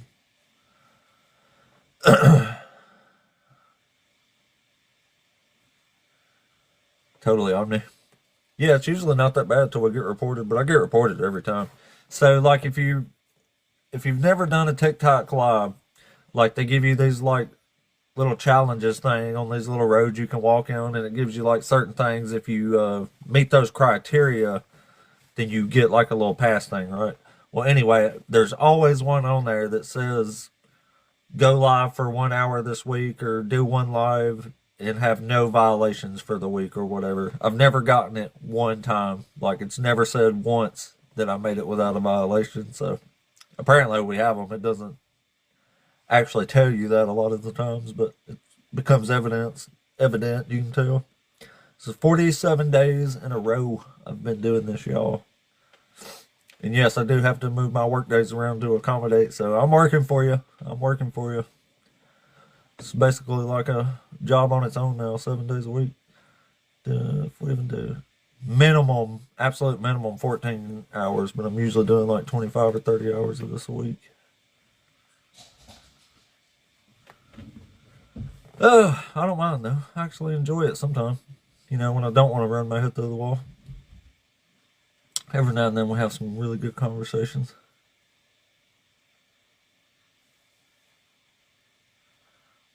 Scaredy cat. Oh no.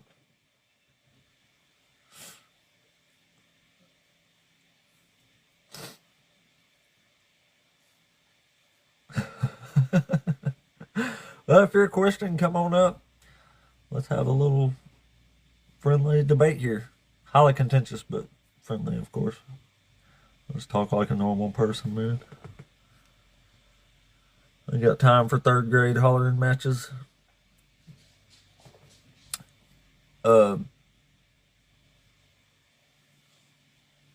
Catholic schools teach evolution. Oh yeah, Catholics do accept evolution. Probably why a lot of people say they're not Christians. Excuse me.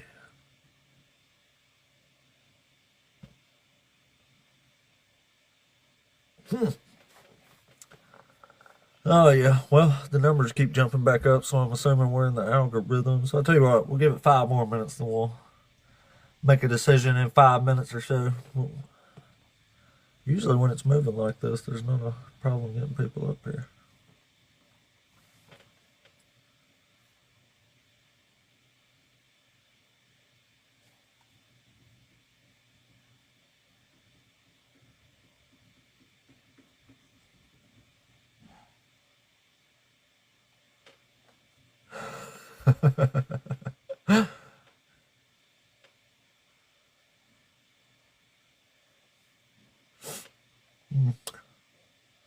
It's really sad people spend their whole life believing in fairy tales too, so I don't mind devoting a little bit of my time to this. Gotta help out humanity. Because people spend their whole life believing these damn wicked fairy tales. It's sad. Very sad. That's why I'm here though. We're waking the world up. If you ain't woke, you're sleeping, baby.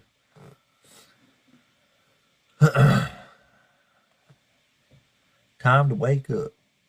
And grow up in some cases.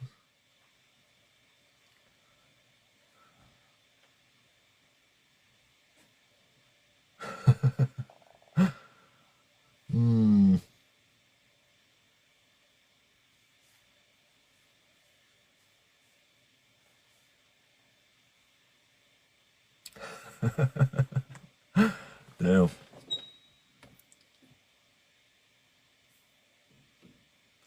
Saul, ain't that the one God regretted making king? It's like the all-knowing Lord made a bad decision.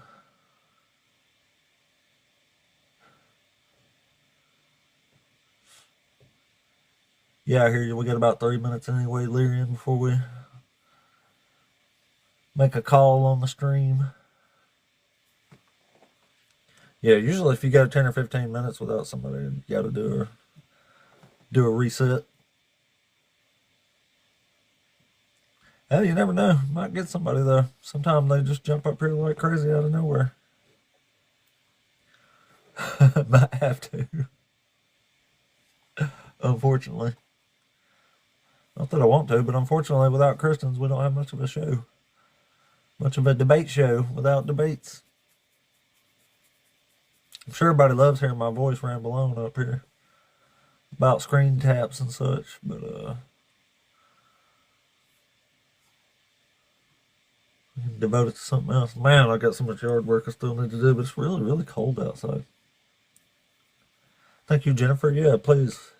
If you're not following me, throw me a follower. Smoke, did you request up on purpose? I think Smoke was a... Can't remember.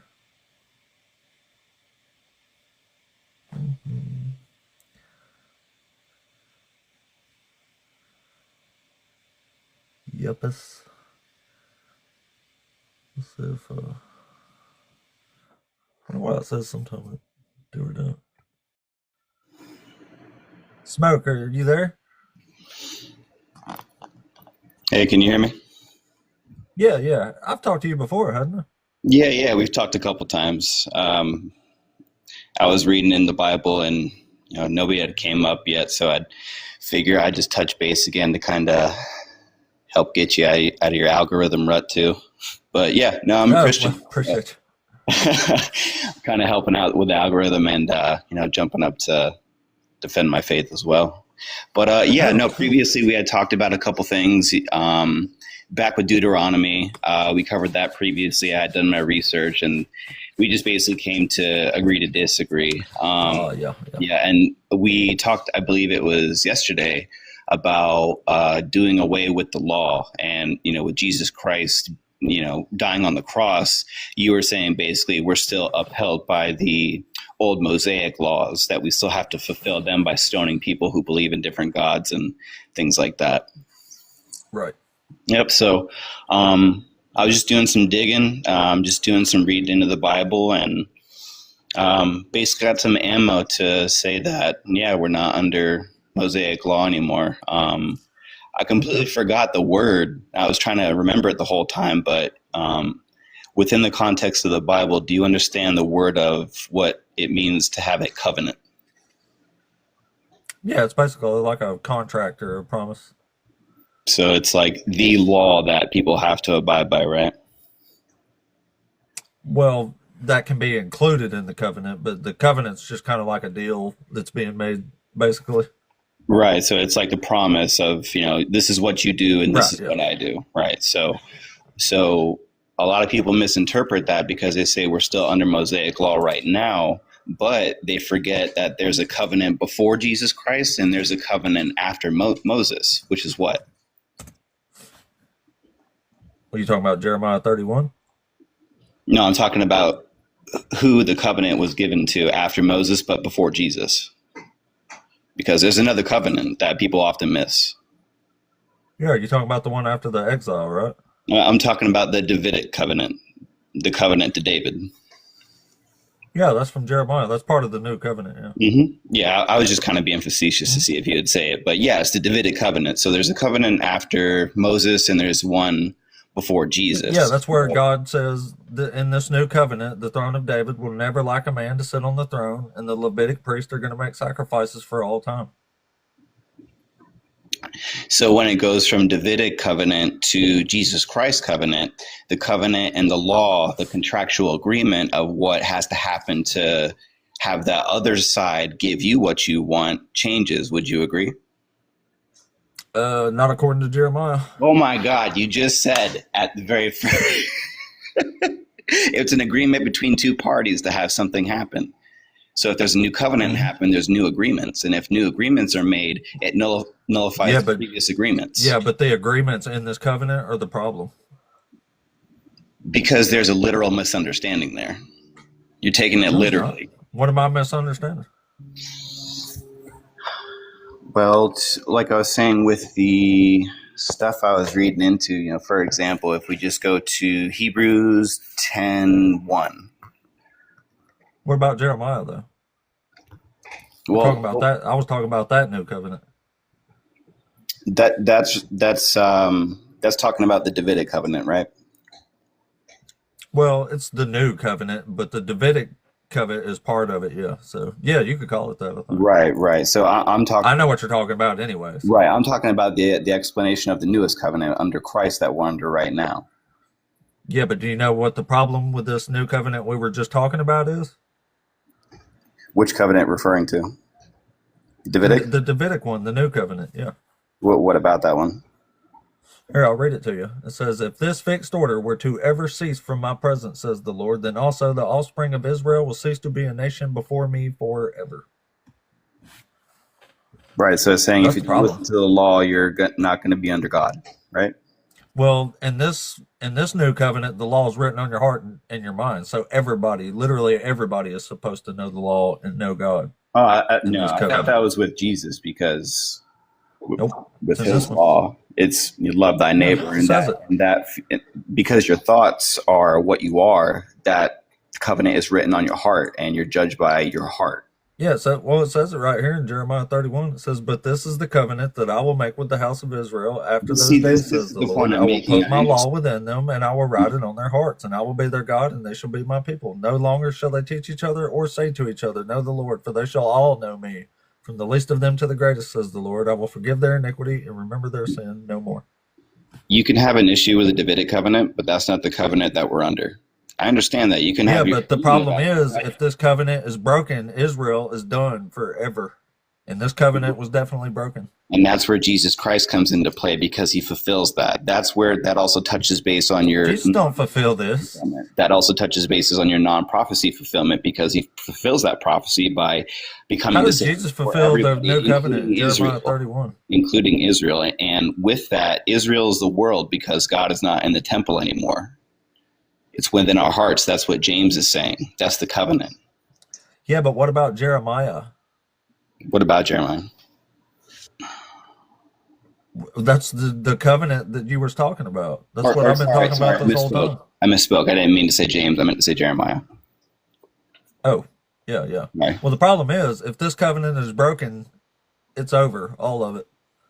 And that's, like I said, that's where the new covenant comes into play with what we're under right now. You can't have a new covenant when the old covenant is broken, it's over forever. No, that's what, see, that's your subjective opinion on the matter. Because under the new Well, it's what covenant it with says. Christ, there's a new covenant with Jesus Christ. He comes to fulfill that. That is the covenant with him. That is the fulfillment of the Davidic covenant. No, he says if this covenant breaks, it's over. Israel is done. There'll never be a nation before God ever again. Right, because God has had to come before and spank his chosen people plenty of times. Yeah, about 1,000 times. It's almost like it's just a redundant, There's a whole silly book story. about it called Exodus. Yeah. So it's just re-saying like, There's hey, a whole bunch please more don't stories do that that. all start with, You know again, what's the Lord was happened mad at before. Israel. He's saying that please don't do this because you know what's happened before. Like, please read what's happened before. I will spank you again, just not in the sense of me striking the earth, but you will be judged going to hell. Now, Okay, so what does it mean when he says, if this fixed order were to ever cease from my presence, says the Lord, then the offspring of Israel will cease to be a nation before me forever? What do you think that means? if they don't listen to the covenant, then they're not saved under God. If it says, if this fixed order were to ever cease from my presence, says the Lord, then the offspring of Israel will cease to be a nation before me forever. But you're totally omitting the fact that Jesus Christ comes to fulfill that and become the new covenant. This don't say nothing about Your Jesus, issue with man. that covenant. This and ain't got, the Old Testament ain't got nothing to do with Jesus. But with There's the no interpretation Messiah that comes that to you're die for people's giving, sins. you're That's making an completely made up. assumption that Jesus Christ and the new covenant has nothing to do with anything, and it's not currently into play. It don't. That's disingenuous, and that's honestly dishonest. So this is where I think you're being dishonest now, because I can just sit here and read it, and I know exactly what this thing says, and it don't say nothing about what you're saying it says. Right. It says what I am That's saying just it your says, simple because opinion. I just read it. And I don't hate you for that, and that's your simple opinion about it, and I don't hate you for that, and that's okay in your I eye. don't hate you either, but you should actually read the information that it's given you, because I you do. don't know I nothing do. about this. I do, honestly. don't. And if I don't know, Obviously you don't. So what does it mean when it says Israel will never be a nation again? hold on.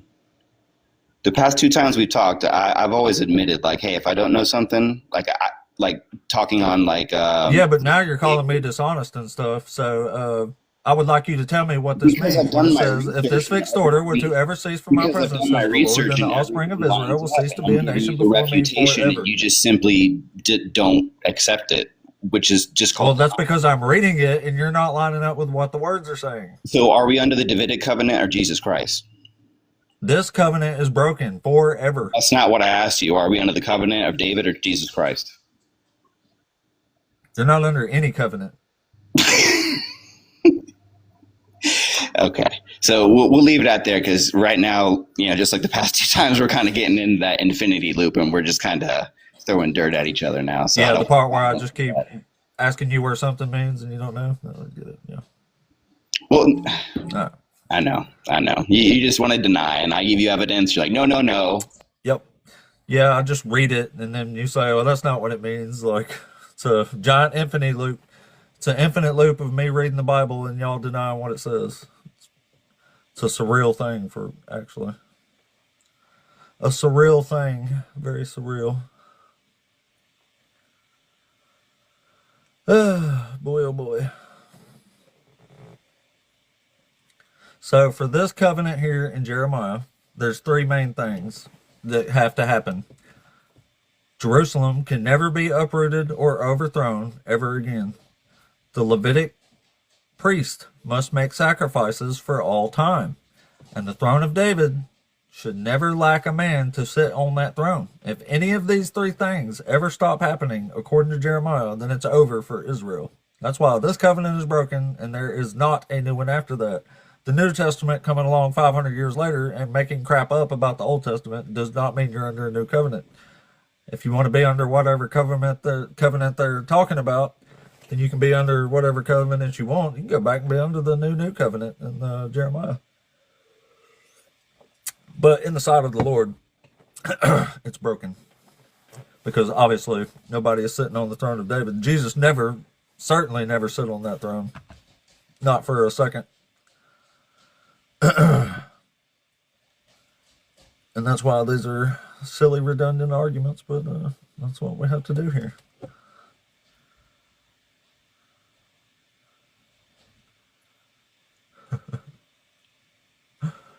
Here, I'll tell you what, just for shits and giggies, we'll read what he was talking about real quick.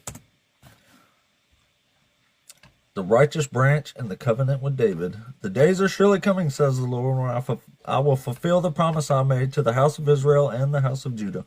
In those days and at that time, I will cause a righteous branch to spring up for David. He shall execute justice and righteousness in the land. In those days, Judah will be saved, and Jerusalem will live in safety. Jesus didn't bring no safety to Jerusalem. And this is the name by which it will be called. The Lord is our righteousness. For thus says the Lord, David shall never lack a man to sit on the throne of the house of Israel, and the Levitic priest shall never lack a man in my presence to offer burnt offerings, to make grain offerings, and to make sacrifices for all time. All time means all time. Last I checked. Maybe that's just me.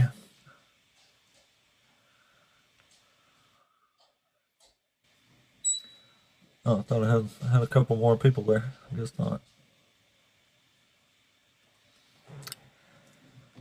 Yeah, never lack a man and sacrifices for all time. That's the actual new covenant.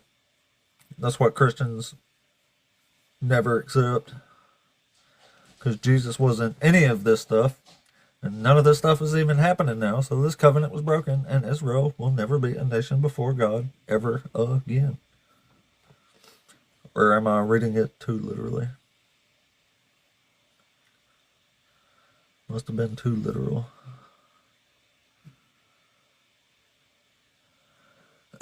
God's word is too literal.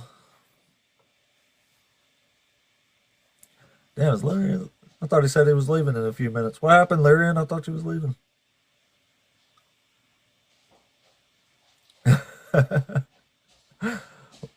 That's a good question, Yammer. I'll watch for that one for a second. If the shirt, yeah, that's a great point. Oh, so we're apes. Doesn't necessarily fit with the biblical narrative, does it?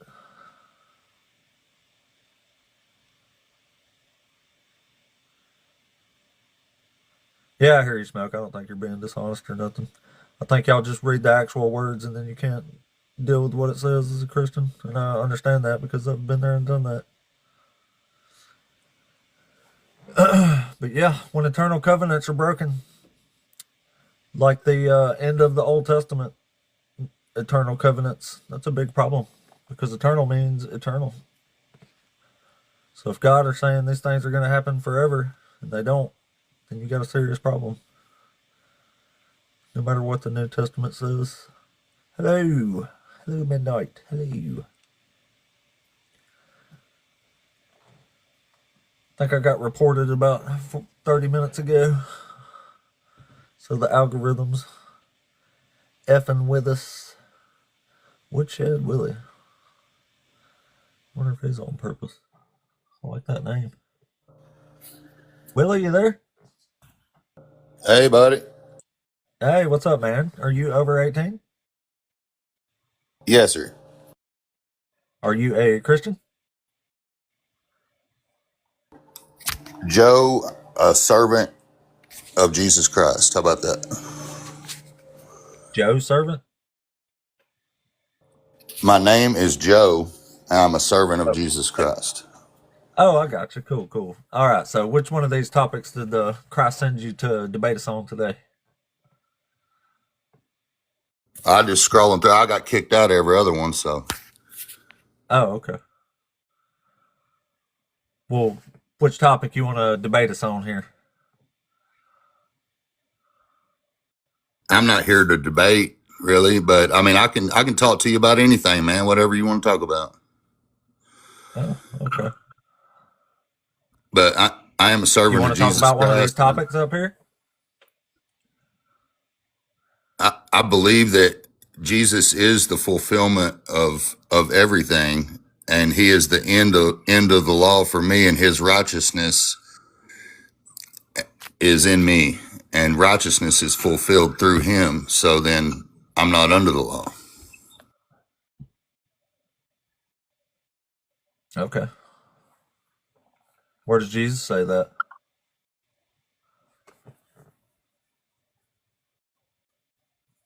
Can you show us somewhere that Jesus says you're not under the law? Yes, because I'm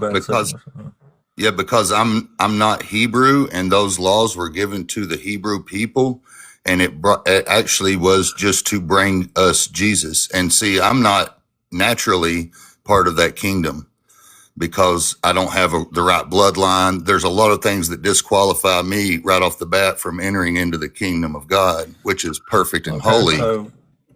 So what about those laws that God gave to the Israelites? Are you cool with those? Absolutely, because it brought Jesus. It brought my salvation. So you wouldn't care if they owned people as property and set people on fire for certain crimes and stuff? Whatever God needed to do to bring about the salvation of the world, then I leave that to him. I'm just me. I'm asking if you're okay with it though. Like, would you be all right with that if all the Israelites got to rule over the world and own other people as property and such? Everything that's God's word, I believe it, I love it, and whatever had to happen at that time. So you love that God commanded people to own people as property? Yes. Wow. No wonder you got kicked off other panels. That's pretty messed up, man. But you're asking the questions. I'm telling you the truth. I believe the entire Bible. Hey, I hear you. I'm not like mad you're telling me the truth. I respect that. But I mean, you're okay with people being owned as property is what you're saying up here in public. I'm saying that there may come a time where I am. I have no idea, but and you would love that because God ordered it? See, that is the gospel. That is the gospel because Jesus came that we could all be free and have life.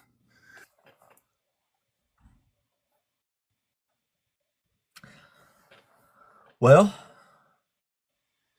so I guess you're okay with people selling their daughters into slavery too?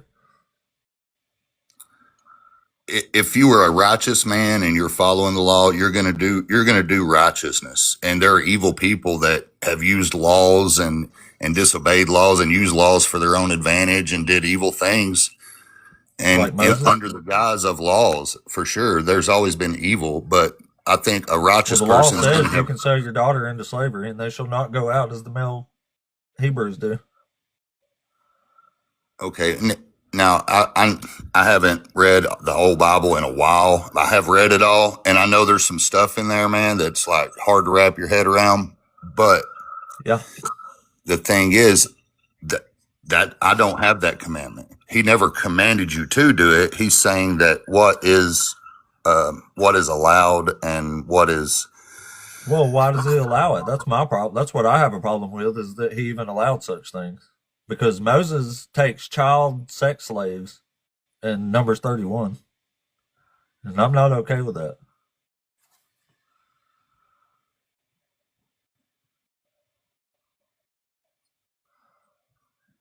Yep.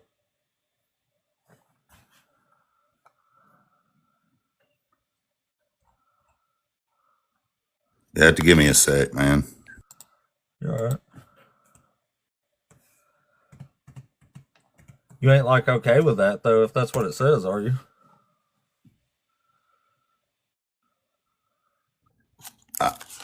I'm gonna have to look and see what it actually says, man, because it's like I said, the Bible's huge, and I'm a pretty intelligent guy. I can retain information, but I'm yet to be able to retain. Well, read verse 32 right there if you got your Numbers 31 open.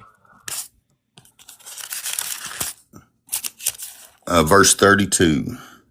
Oh, wait. And the booty. Okay, and where are we at here? We're well, it mentions that part, but there's a little more explicit. Okay. And the booty being the rest of the prey which the men of war had caught was 600,000 and 70,000 and 5,000 sheep, 312,000 beeves. I guess that's cows, and 60 and 1,000 asses, 30 and 2,000 persons in all. So 32,000 of women that had not known man by lying with him. So virgins. And the half. But the captives were those virgins, the plunder. Which was the portion. Right. Okay. And the portion of them that went out to war was in number 300,000 and 70 and 30,000 and 500 sheep. Lord's Yeah, my tributed bad. Verse sheep. 15 here says, Moses said to them, have you allowed all the women to live? These women here on Balaam's advice made the Israelites act treacherously against the Lord in the affair of Peor, so that the plague came among the congregation of the Lord. Now, therefore, unalive every male among the little ones, and unalive every woman who has known a man by sleeping with him. But That all makes the a lot young of girls sense. who have not known a man by sleeping with him, keep alive for yourselves. That makes a lot of sense, man. Because Yeah, it he's does. wiping out. He's wiping out the It's child sex entire. slavery. No, it didn't say what they were doing Yeah. with them, and they kept them What do you think alive. they were? It says who have not known a man by sleeping with him. Right. So they kept the virgins. They kept girls that were young enough What do you to think they're going to do with them? retrain them first and wipe out the ideology that they were born into. There's a reason why they're only keeping alive the young virgins, you know. Right. I see All it, right. man. Well, It makes a lot of sense for that specific reason that they were there to abolish yeah, all of the practices. there's no way you're okay with this. Yes, they were abolishing the practices of the people that lived in the They were land that they taking were child taking. sex slaves. You can marry these kids. See, we live in a world that's so disconnected from God's law now that it would seem This really is God's crazy law, to though. us. Right. So in that day, the young virgins were So it does seem promised. crazy to you.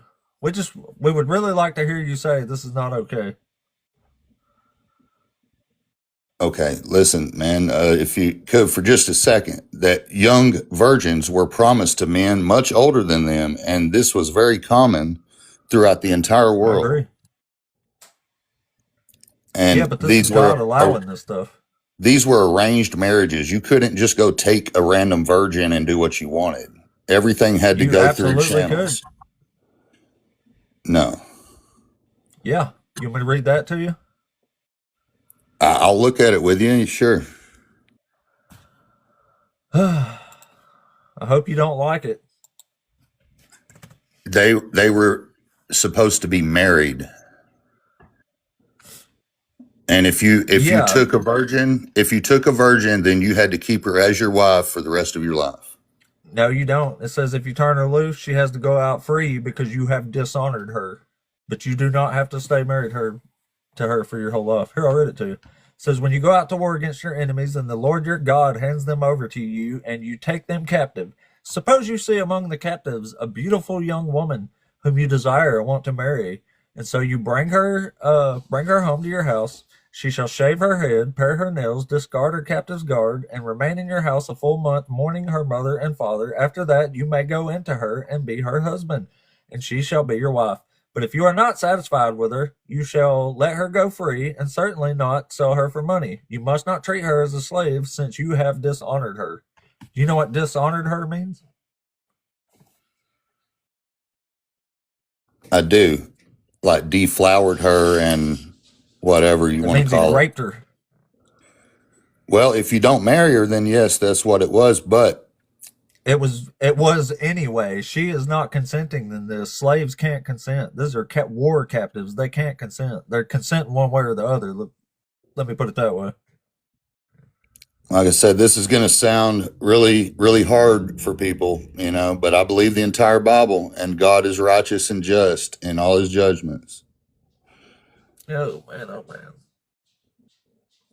Well, what makes this justice? What sort of justice is this? Because they were wiping out the ideology. And see, if that girl, if she was Seems like already they were enforcing their own ideologies. yes. This ain't about their ideologies. This is about this ideology that says you can take women captives and marry them and grape them after a month.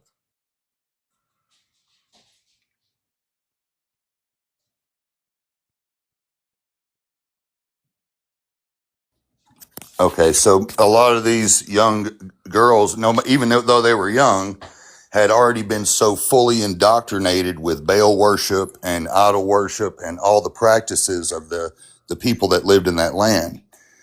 And so then a lot of them were probably unsatisfactory or unable to live by the law. And if something is unclean, then it's better to cast it away than to abide with it. Yeah, but I'm asking, how is this justice on the part of this God in this religion? Discarding the reason they were taken captive. It doesn't matter. They are the ones that are okay with keeping them as captive wives. So what makes it justice that this is allowed in the Hebrew Bible? I guess I'll give the same answer my dad told me when I asked why I have to rake the leaves. And he said, because I said so. Because he's in charge. So it's justice because God says it's justice. Absolutely. Well, this is some messed up justice, and nobody should ever listen to this God, because it is absolutely not okay to take war captives and forcefully marry and rape them. Never be okay with that. And I don't think it says much for this God either. Well, you're not okay with the father of creation then? Absolutely not, because this stuff is atrocious. I would never endorse having women raped for any reason at all, or unaliving babies. This God seems to be wildly okay with that. Man, I ain't into it either. As a result. Matter of fact, like I said, that the good news is Jesus put an end to all that stuff, and you can see the big change in the world. Jesus is the reason for that change. So Jesus erased all this stuff and all these laws from happening? No. Okay, Not the then he didn't case. erase it. This stuff still happened. Like, Okay. God literally made the Israelites eat their own children at one point. Because it says that you can do it it never tells you directly to do anything about like that. Yeah, but it says God does these things. And let's remember, Jesus was not even married. Paul was not married. And Paul actually recommended that you don't sleep with a woman at all and to stay away from women. Yeah, that's But if because you- they thought the world was about to end. So did Jesus.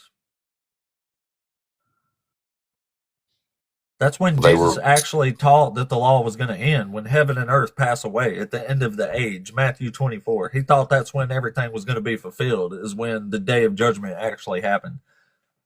When the day of judgment happens, you don't need the law anymore, because you're about to be in the new age, the new heaven and the new earth. But heaven and earth clearly didn't pass away in Jesus' lifetime, so Jesus was just wrong.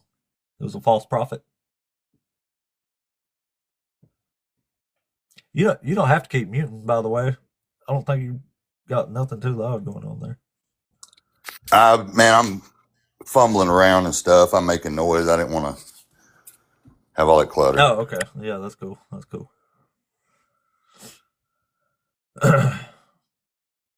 I burn wood, man. So I'm feeding old wood stove.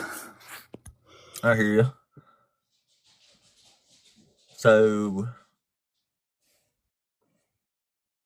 So it's justice that God has women raped and babies smashed to pieces because God says it's okay? Is that the ultimate Obviously, argument man, here? I hope that one day I understand it all, but until then, I know that God is sovereign. He's over me. I'm the creation. So If you're looking for a good reason to call it just that babies are smashed to pieces and women are raped, I figure you're going to be looking for an awfully long time. I'm not looking here on this earth, man. The only thing I can do on this earth is just be here until I'm gone, and that's it. I hear you. Well, I mean, I still feel like this God's pretty damn horrible.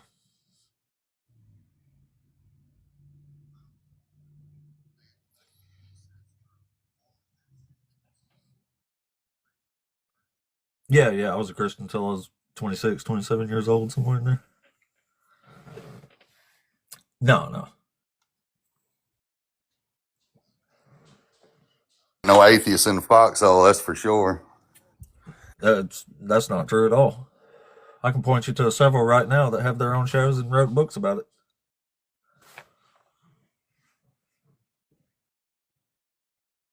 I'm just saying it's a saying, and I did witness it. People start calling out to God.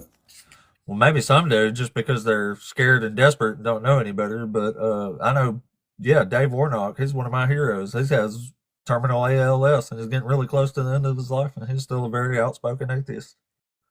He's not scared at all.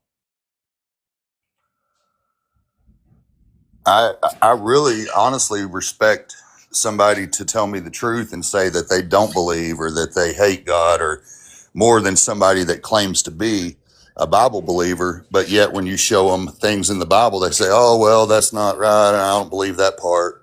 No, you got to believe it all or you don't believe. I hear you. So can you show us anywhere at all that Jesus himself ever says the law is going away?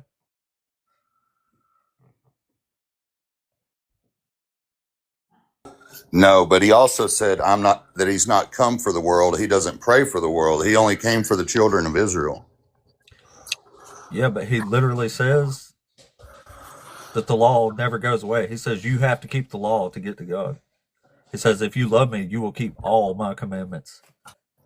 Right. And we do, but we do it through the Spirit. These are all commandments, right? Right. But see, we're not justified by the law. We're justified by grace, by the free gift of eternal life through Jesus Christ. Like all the messianic prophecies in the Old Testament say you will be justified by knowledge, not by blood. It's like, it's very famously, it's in Isaiah 53. Super famous passage, chapter.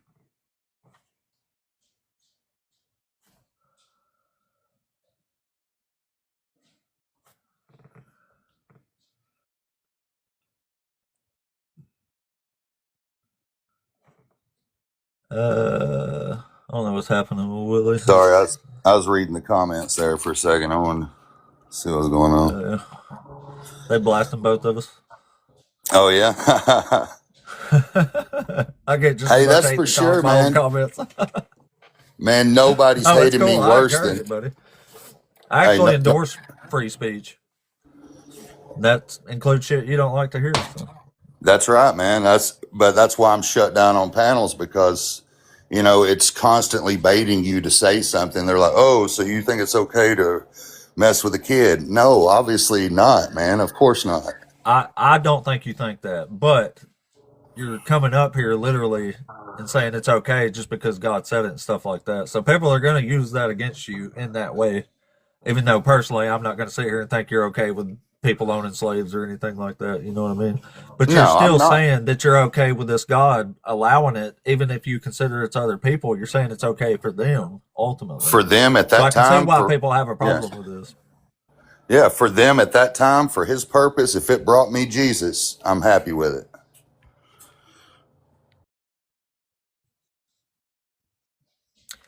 Yeah, that's kind of scary. But yeah, that's probably why you get kicked off the panels too much there. Even though you're the kind of conversation I like to have, as long as somebody can have an actual conversation, then let the world hear whatever somebody's got to say, as long as it's on topic anyway. Yeah, man, I get absolutely nothing out of this. Matter of fact, it's really taxing, especially like you got a panel full of 6 atheists and here I come. You see what I mean? So, I mean, you're getting attacked from all sides. It's not even really, and I don't care about fairness. It doesn't bother me, and they can attack me all they want. It doesn't matter. But are you really giving your channel any credibility by having on only atheists and one believer? Well, maybe not, but when the one believer says he's okay with the atrocities of the Old Testament, like you've basically said what they want you to say there. So I can see how they can declare a little victory on that end either way, which I don't personally like. I want to actually try to get people to understand why this is a bad thing. But sometimes I don't even know what to say myself. What can you say to somebody that says it's okay because God says it's okay? I mean, how do you argue with that for real? I don't know. You really can't, because I'm saying that I blindly just believe it and I obey it. That's all. And that's sad, man. And There's like I life said, outside of an ancient Middle Eastern book of folklore, you know. and like I was saying, man, I don't get anything out of this. Matter of fact, it's a scary thing to do. If I'm going to be judged according to my works, and I'm going to receive a reward for everything that I build or destroy.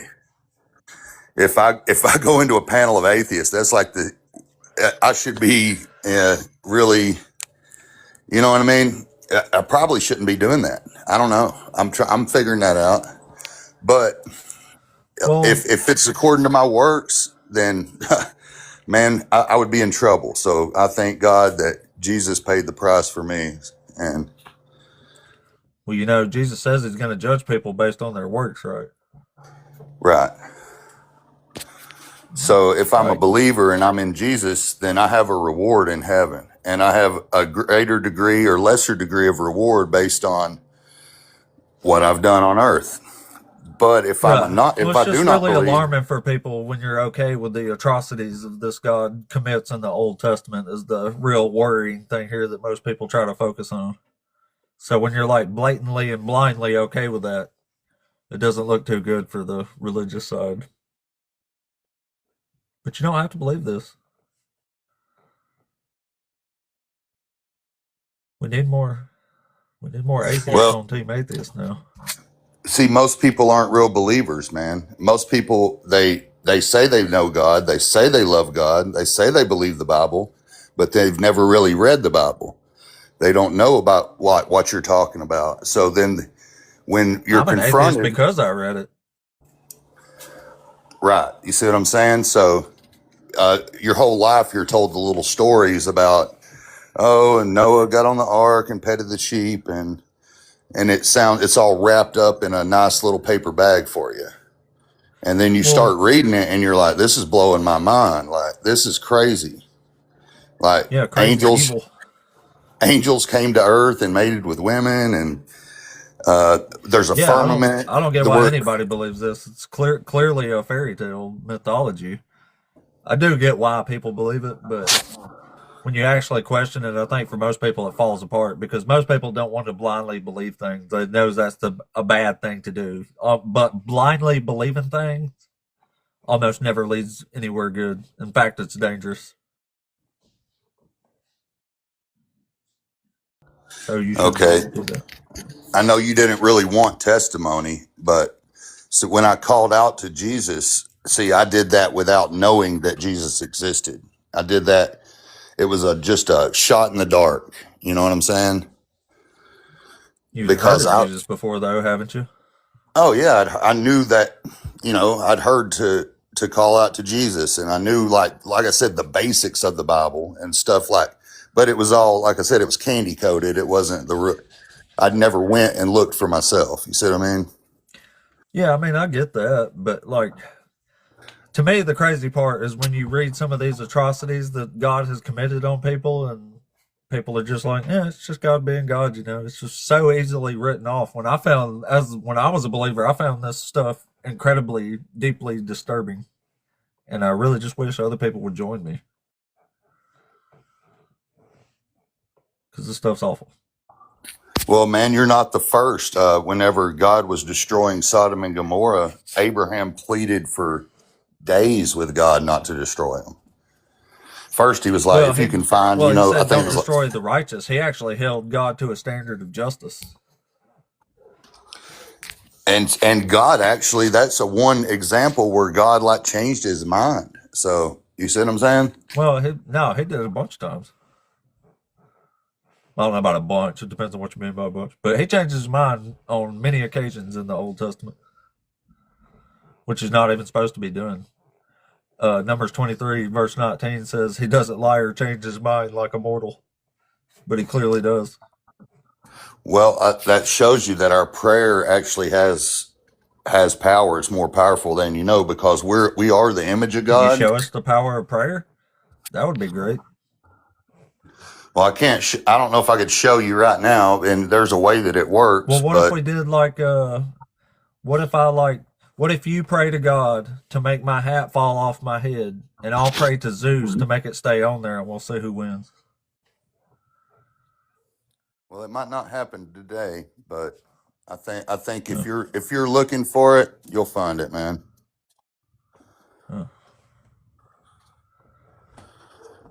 So is there anything at all that I could point out to you in this Bible that would make you drop this belief in this religion? No, man. I've read it all. I've heard every argument, probably. Maybe not every one, but I've heard a lot. So it doesn't bother you, like if Jesus doesn't fulfill a single prophecy and the New Testament lies about him doing that, none of that would bother you? Jesus fulfills every prophecy. There's like 300 or something that he doesn't fulfill a single one. All those are completely made up. So the 30 pieces of silver, he rode in on a donkey. Yeah, that's a great example. Yeah, there's no prophecy in the Old Testament about somebody being betrayed for 13 pieces of silver. And Matthew actually quotes in chapter 27. He says that's a prophecy from Jeremiah, but he didn't even get the right prophet. That's from Zechariah. It's from Zechariah. You're right. And it is. Matthew says it's from Jeremiah, so he misquotes. Matthew doesn't even know which prophet it was coming from. Well, also our books are broken. We may not have the full context. You see what I'm saying? I don't know what text we have.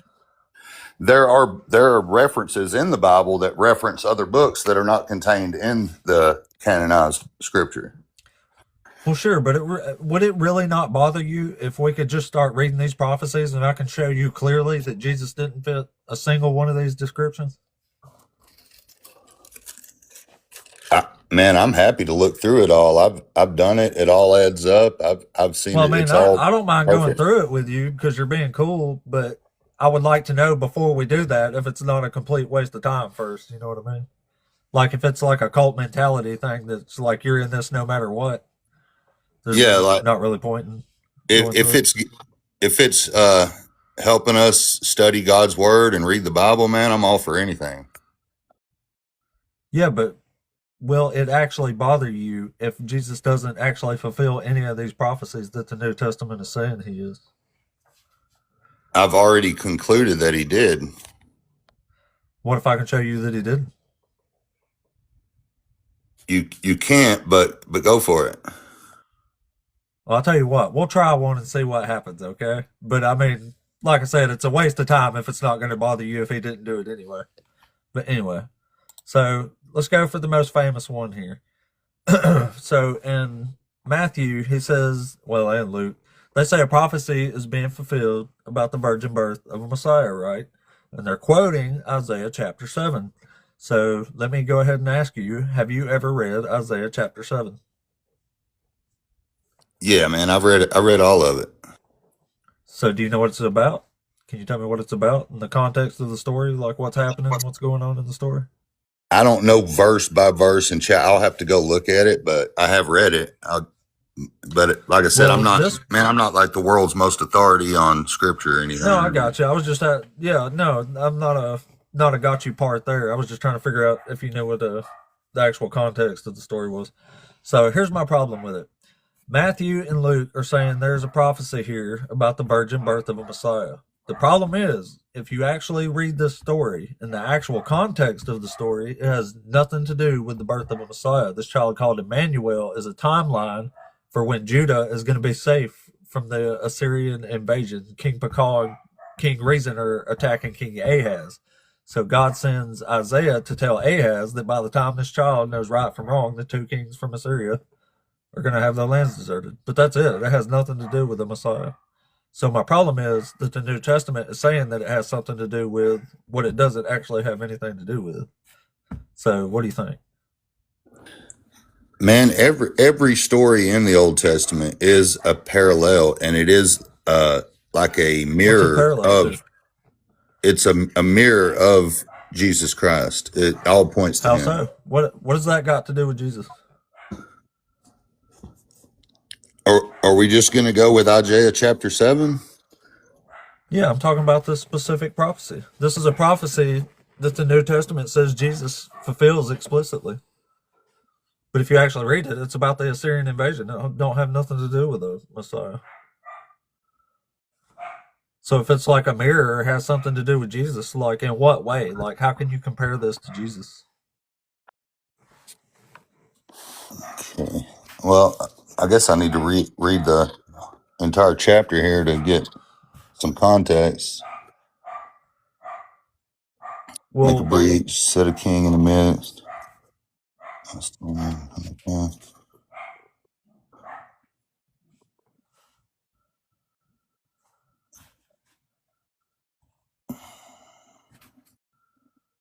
are you reading it right now?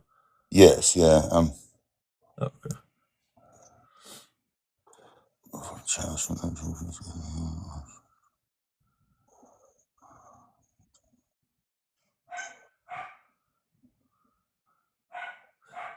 That little yapping ass dog. Smallest dog we got's the loudest one. Man, that's mine too. My little dog, he yaps all day on that. Good God, she goes crazy.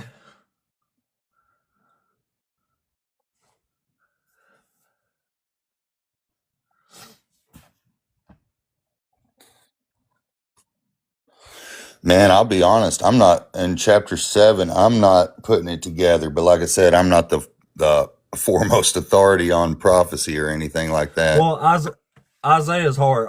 Isaiah's written mostly as poetry, so it's a little harder. But this chapter is actually pretty clear on down to verse 17 or so. I'll read it. It'll only take a minute. It says, in the days of Ahaz, son of Jotham, son of Uzziah, king of Judah, King Rezin of Aram, and King Pekah, son of Remaliah of Israel, went up to attack Jerusalem, but could not conquer it. So far, it said that King Rezin and King Pekah are attacking King Ahaz. They're attacking Jerusalem, but they can't conquer it. And it says, when the house of David heard that Aram had allied itself with Ephraim, the heart of Ahaz and the heart of his people shook as the trees of the forest shake before the wind. So it's basically saying there that King Ahaz and his people are shaking like leaves on a tree. It says they're really, really scared.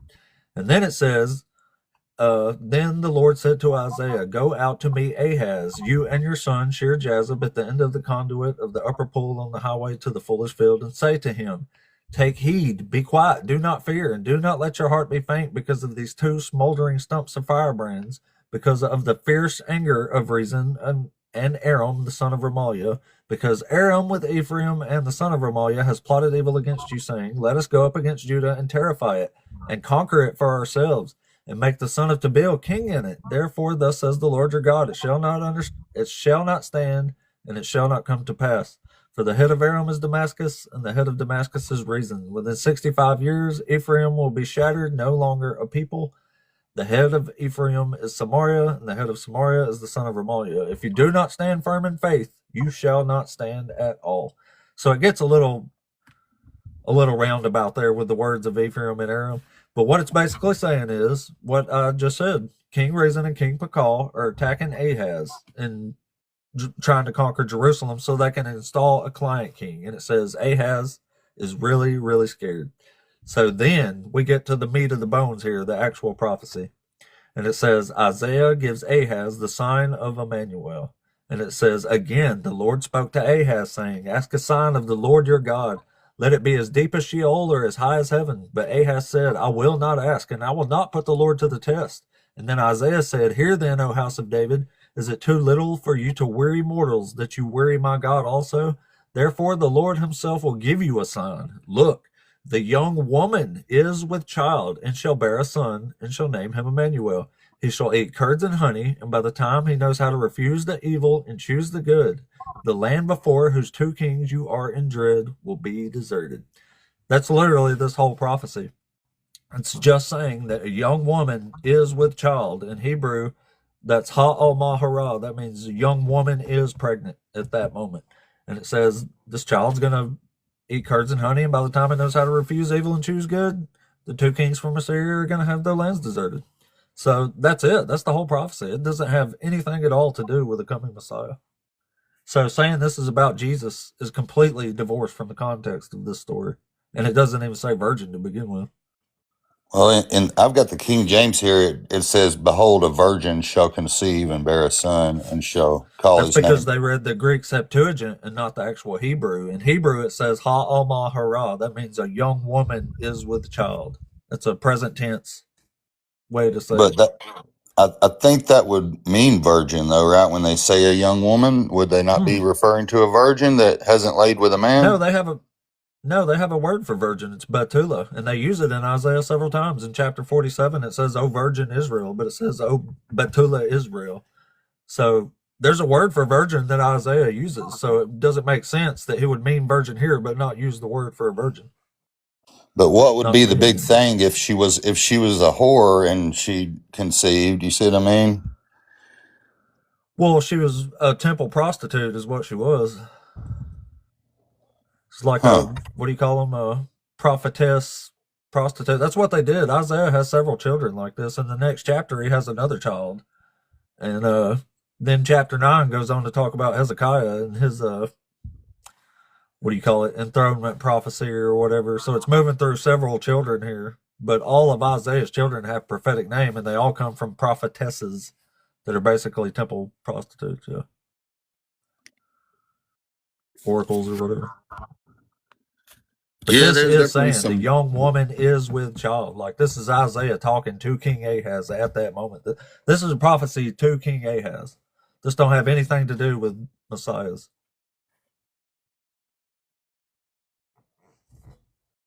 So, like, you don't think it's a problem that the New Testament is saying this is a prophecy about the virgin birth of a Messiah when it doesn't say virgin or Messiah or anything of the sort? I think that prophecies have multiple layers. They're for the time that they're written, and they're also for future generations, and maybe for several different generations. Like a prophecy is linear because Well, time. just say I'm granting you that there is some kind of double meaning to this in the future. How could you possibly take the context of this story and make it about Jesus in the first century? Like, what could you even take from it? Emmanuel, correct me if I'm wrong. Does it mean God is with us? God with us, or something like that? Yes, yeah, that's what the name means. Yeah. So then the only time God was with us on the earth was Jesus. Yeah, but Jesus isn't Emmanuel.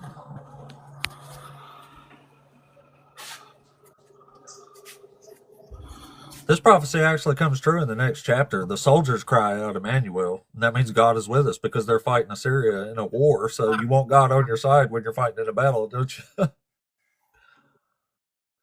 But that's what this other verse meant. The first part of this prophecy says, "If you do not stand firm in faith, you shall not stand at all." Like, that's the point of this context here. The first part of it, anyway. Then the second part of the prophecy is the child knowing right from wrong and having the Assyrian kings fall. Man, I really But wish you anyway, had. I really wish you had somebody better to talk about this with, because I'm not like a prophecy expert, and like my you faith don't have isn't to be. like. I'm not either. I don't even have a middle school education, man. I'm extremely undereducated by modern standards, but this makes perfect sense to me. All you got to do is read it. It doesn't say this child is going to do anything or be anybody. So, I mean, I don't understand how you get a Messiah from anywhere in here based on just a simple reading, simple understanding of the context of what it's actually saying, you know? I think that's what Jesus was saying. Unless you come like a little child that you can't even understand, because when I called out to Jesus, it was literally like being completely stripped of my own self and my own understanding. I was completely in despair, and I called out to him in a moment of despair, and he answered me. And he took me and transformed me. And so my faith is based only in Jesus. And like, really, I didn't go looking for the proof because I already had it. You see what I mean? Well, which sounds more profound to you? When Jesus says, "Blessed is the Lord who reveals these things to those who are like children and not to the wise and learned." Why do you think it is that only ignorant children understand it and wise people don't seem to be getting the message?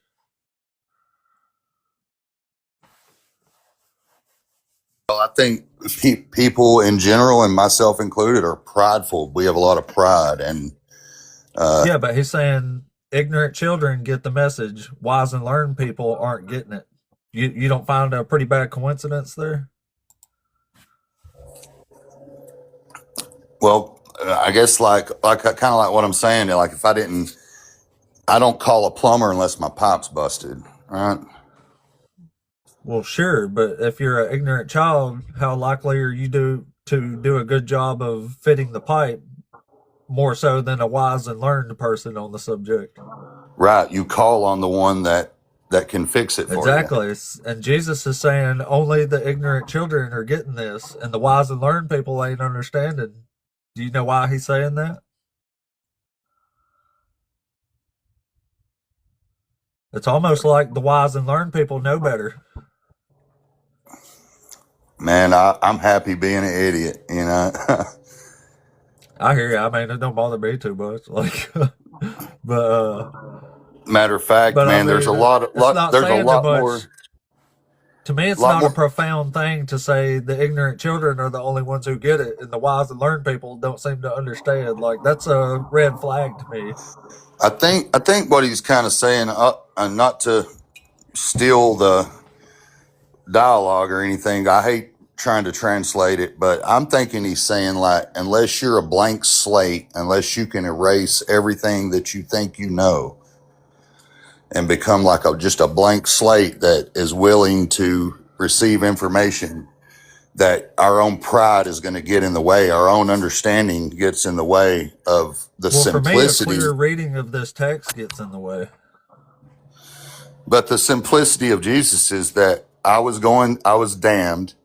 I was going to be damned, and there's no way, nothing I can do. I'm not good enough to enter the kingdom of heaven. And so, but Jesus made a way for me, and I'm good with that. That's simple. Yeah. I mean, that's fine. I don't have a problem with that. What I'm trying to relate here is why you think Isaiah chapter 7 is about Jesus when it's clearly not, or how you even get to Jesus from here, from this context. What makes this in any way about Jesus?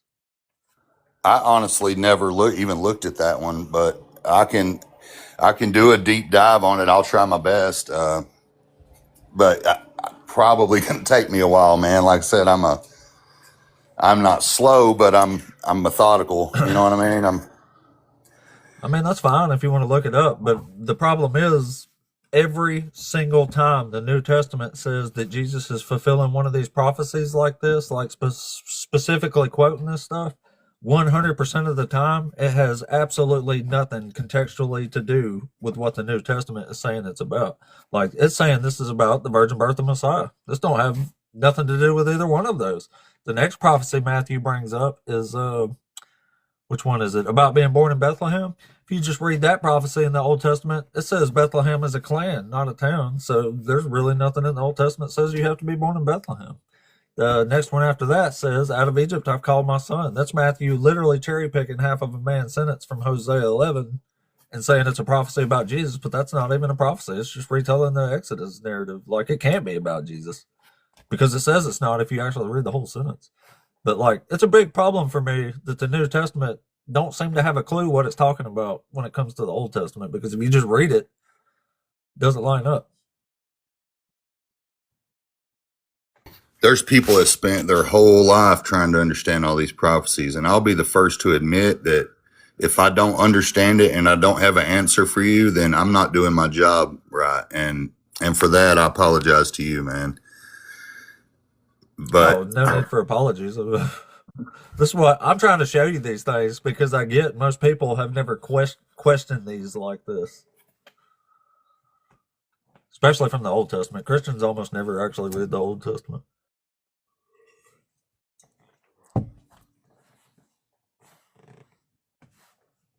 enjoy it. I like looking at it. I want to see it. I want to read it all, you know, and understand it.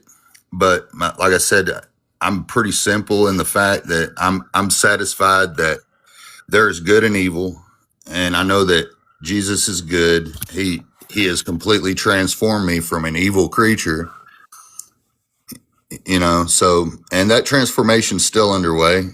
Obviously, I don't know everything. I don't have an answer for every question, and I'm commanded to have an answer. So, am I perfect? Absolutely not, man. So, like, how come you don't have an answer then? Like I said, I admit I've not been doing my job, obviously, to have an answer. Jesus is breaking his promise to you, do you? No, it's my own self, and if they promised you knowledge, then and you don't have it, it sounds like they're breaking the promise. No, it's my fault. And right now, see, Is there I'm being anything called they can out, do that so would be I their appreciate fault it. and not yours? What's that? Is there anything that they could promise you in here that's their fault if you don't get it and not yours? No, everything's provided to me. I fully believe that. I have every tool So and every if it wasn't provided, faculty. that's them breaking the promise, right? Not you. It's provided. And if I'm looking for it, Jesus So said, where's seek that? and you'll find. Where's that? Where's the knowledge they promise you? It's supposed to be written on your heart and on your mind. Right. What are they the doing no- to you, man? They leaving you in the dark up here in front of 60 people, are they? No, that's fine. Like I said, my faith doesn't come from prophecy. My faith come from I called out to Jesus and he answered me. Yeah, but they're supposed to be prophecy, man. Like, why are these prophecies not happening? I mean, they're pretty important. Jesus himself said, I came to fulfill the law and the prophets. That means he came to fulfill laws and he came to fulfill prophecy. So if he didn't actually fulfill these prophecies, I would think that's a pretty big problem.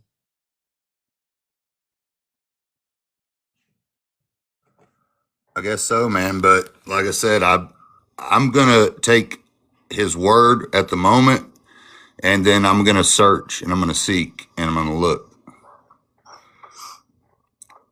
Cool. Because he loved me and laid down his life for me, then that's who I'm gonna But follow. what if he didn't? I believe that he did. But what if he didn't? I believe that he did, like I said, and that I don't question that because he answered me, and Well, you it's should real. question it, man.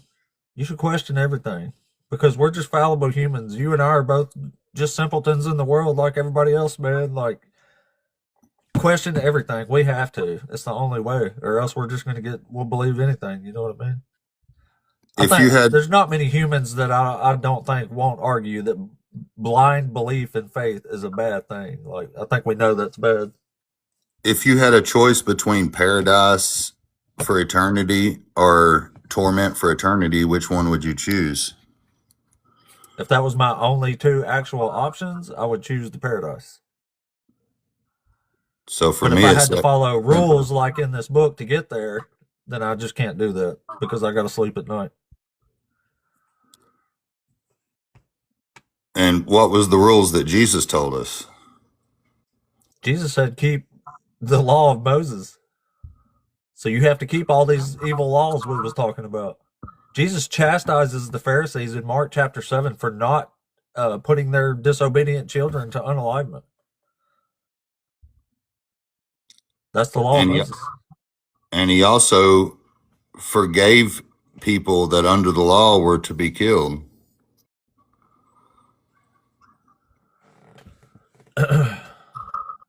Yeah, but he was supposed to unalive them. He broke the law. He didn't say don't do it. He just made witty excuses why they shouldn't. But he never actually said don't do it. He saved them from death. Maybe so. But Jesus definitely says, I did not come to bring peace to the world. I came to bring a sword. Right. That's what's happening right now, man. You see what I mean? Exactly. So he's not the Prince of Peace that the Old Testament promised. So that prophecy that he said is the one that you can definitely prove that there is a sword and a division, even among people that claim to know Jesus. Yeah, but the problem is every prophecy in the Old Testament about a coming Messiah is they will be one of peace. They will bring endless peace. Jesus didn't do that.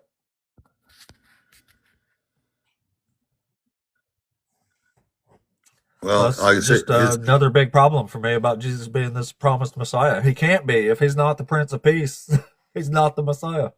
But yeah, so you're saying that because of the state of the world now and because the whole world is so evil that it can't be true. Yeah, the prophecies in the Old Testament can't be true because they promised worldwide peace, basically. Well, that's what have you ever read the prophecy about the king on the donkey from Zechariah 9? Yeah, I was reading that the other day, man. Well, Well, listen to what it says. Part of this prophecy, right after the donkey part, it says he will be victorious, humble, and riding on a donkey, on a colt, the foal of a donkey. It says he will cut off the chariot from Ephraim, and the war horse from Jerusalem, and the battle bow shall be cut off, and he shall command peace to the nations. His dominion shall be from the sea to sea, and from the river to the end of the earth. It's like literally saying you have to bring worldwide peace when you come. And in Luke chapter 19, Jesus actually cries and blames all the people for this not happening. Here, I'll read that real quick. And it says, as he came near and saw the city, this is as he's on a donkey, by the way. It says, as he came near and saw the city, he wept over it, saying, if you, even you, had only recognized on this day the things that make for peace, but now they are hidden from your eyes. So, like, you can't say that Jesus is that Messiah from Zechariah 9:9 who's supposed to command peace to the world, when in Luke, he's sitting on a donkey blaming everybody for the peace not happening. See what I mean? This is a big problem. I do see what you're saying. But man, I mean, I hate to be so simple with it, but let's say peace is the bowl of corn. I love simplicity. It's easy, yeah. Let's say peace is the bowl of corn on your table, prepared to eat, ready to go. It's hot. It's fixed just the way you like it. Everything's perfect. There was a big, long process before that corn made it to your table. It had to be planted. The weeds had to be pulled out. It had to be harvested. It had to be refined and shucked and cleaned off and then cooked and seasoned. So it didn't just land in your bowl, right? There was a process. I think it's even simpler than that.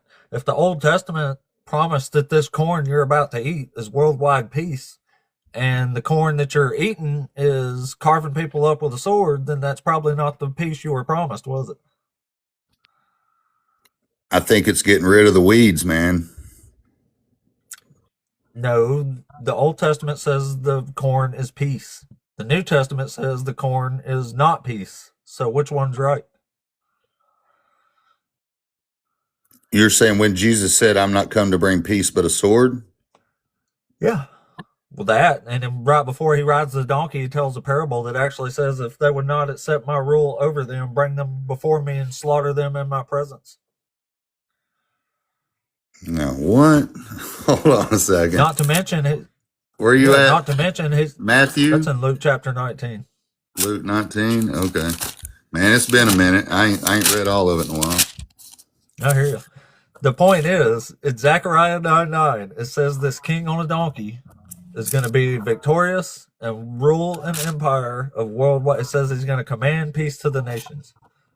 And Jesus, in Luke chapter 19 here, cries and blames the people that peace is not happening in the nations. So this is definitely not fulfilling that prophecy. But yeah, and read verse 27 in Luke chapter 19 there.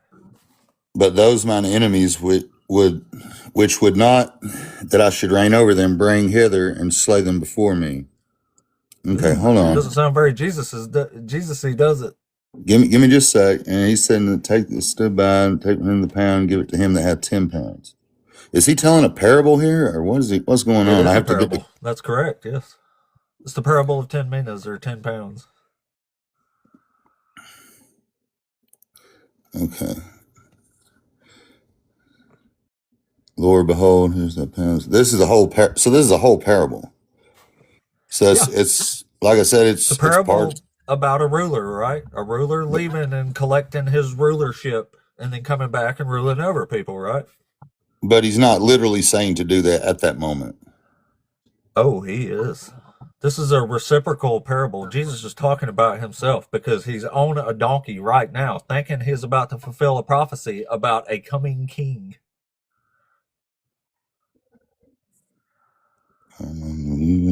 So Jesus literally thinks he's about to be a king, a real king from the line of David, right? He thinks he's about to sit on the throne of David.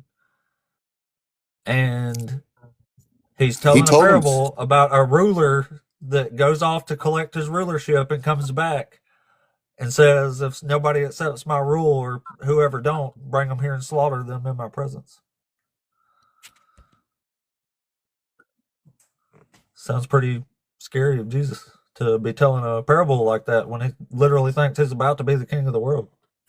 He even tells you why he tells this parable right at the start of that. In verse 11, it says, as they were listening to this, he went on to tell a parable because he was near Jerusalem and because they supposed that the kingdom of God was to appear immediately.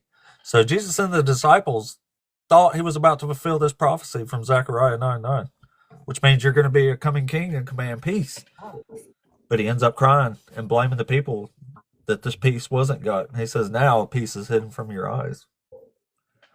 So I think it's really, really hard to argue that Jesus fulfilled this prophecy. So the apostles were confused. They were with him every day, and he was teaching them every day. And he's like, "How long have I been with you, and you still don't understand?" See, they weren't understanding. They thought it was coming right away. They thought he was the king right now, and he's going to take the Jesus thought throne. that too. It says Jesus told this parable because of that. He told them just the several disciples. times. This is about Jesus. He told them several times that he would be delivered up, and he prophesied about how he would die. And Sure. But why did he ride that donkey? Why did he tell the disciples to go get that donkey so he could ride it? because it was part of prophecy, I would imagine. Otherwise, Exactly. It was Zechariah 9:9, right? right. And what was the point of that prophecy? That a king is going to enter Jerusalem on a donkey and command peace to the nations and end all war in Jerusalem. Jesus clearly didn't do that. It even says it right here in Luke. It says he ends up crying and blaming them that they didn't recognize the thing that makes for peace or their visitation from God.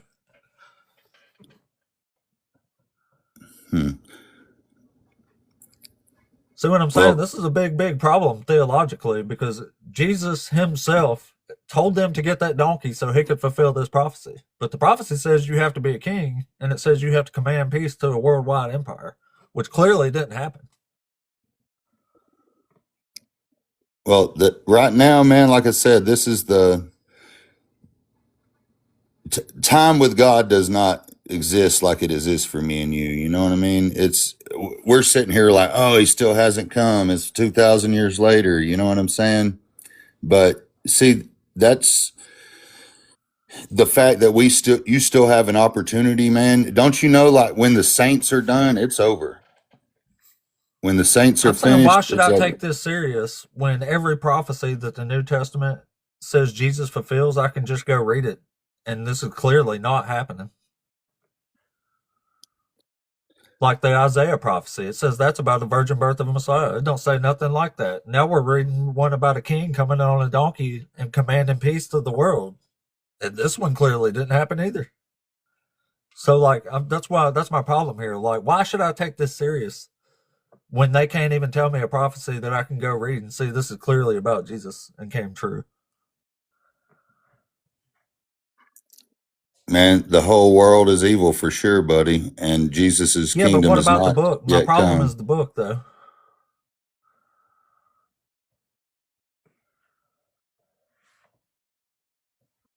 The Old Testament promises a king on a donkey who's going to command peace to the world.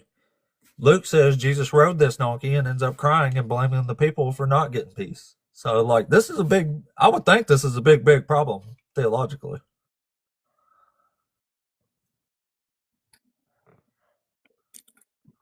I don't think it's a problem, man. I mean, I'm not seeing anything that's pointing me to say that Jesus is bad and that anything else is good. Jesus The problem is is Jesus isn't goodness. fulfilling these prophecies. I would think that would be clear by now. Man, How is it possible that Jesus can be a king on the donkey if he's not a king for starters, but he also doesn't even command peace to the nations? Like, he doesn't do any of these things.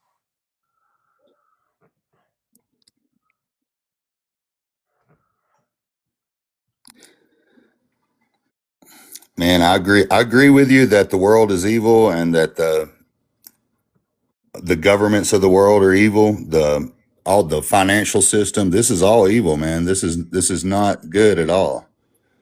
You ever the read world Romans that we live 13? in. What's that? You ever read Romans 13? Yeah, at some point, I'm You know what sure. it says? It says God installs all the governments, and rebelling against governments are like rebelling against God. You think I'm that's true? I'm not rebelling against it, but I'm speaking against it. Well, why is God installing evil governments?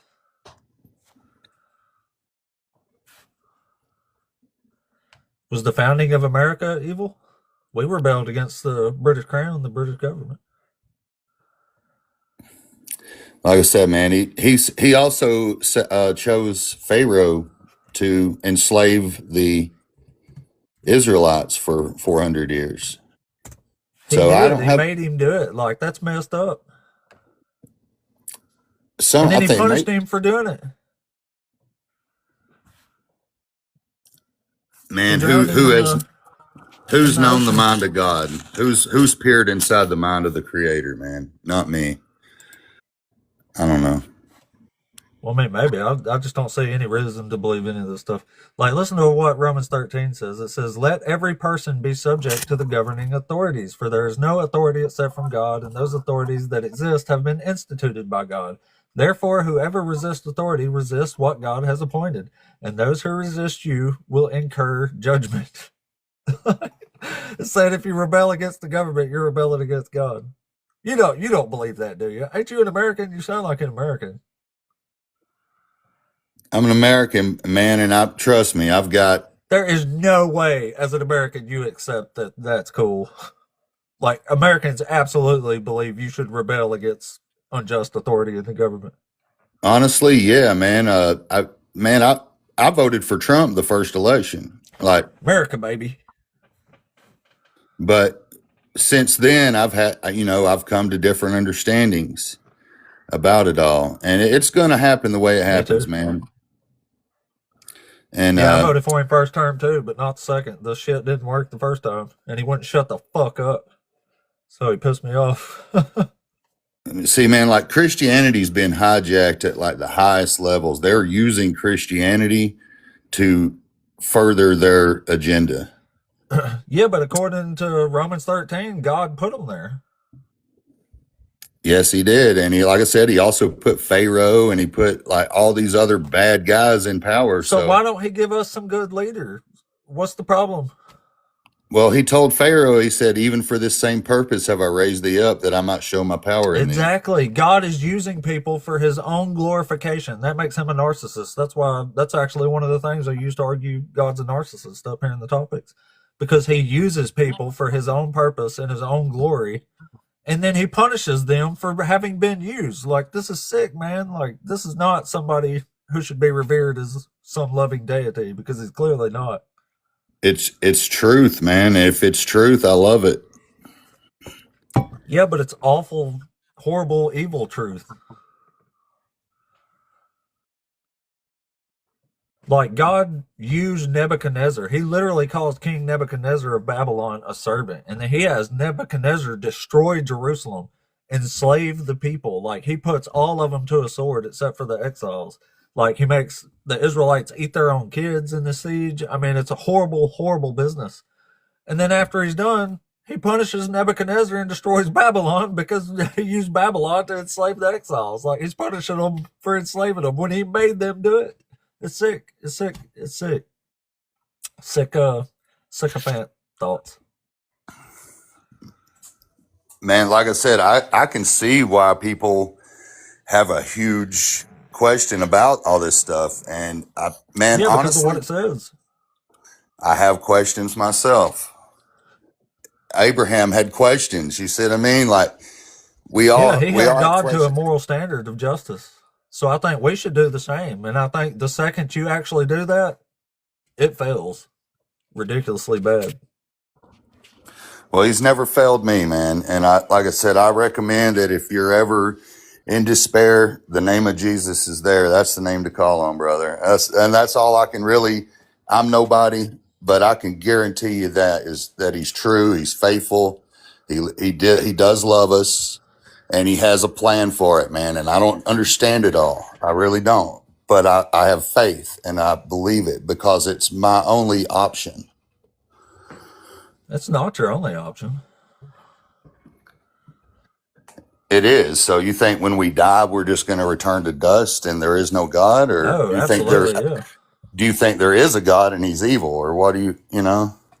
No, if this God is real, he's evil, but I don't think there's a God. Yeah, I think when we die, we're dead, and that's actually the best option for humans. Oh, man, It's the only way to actually relax. I think evil is probably the best evidence for goodness.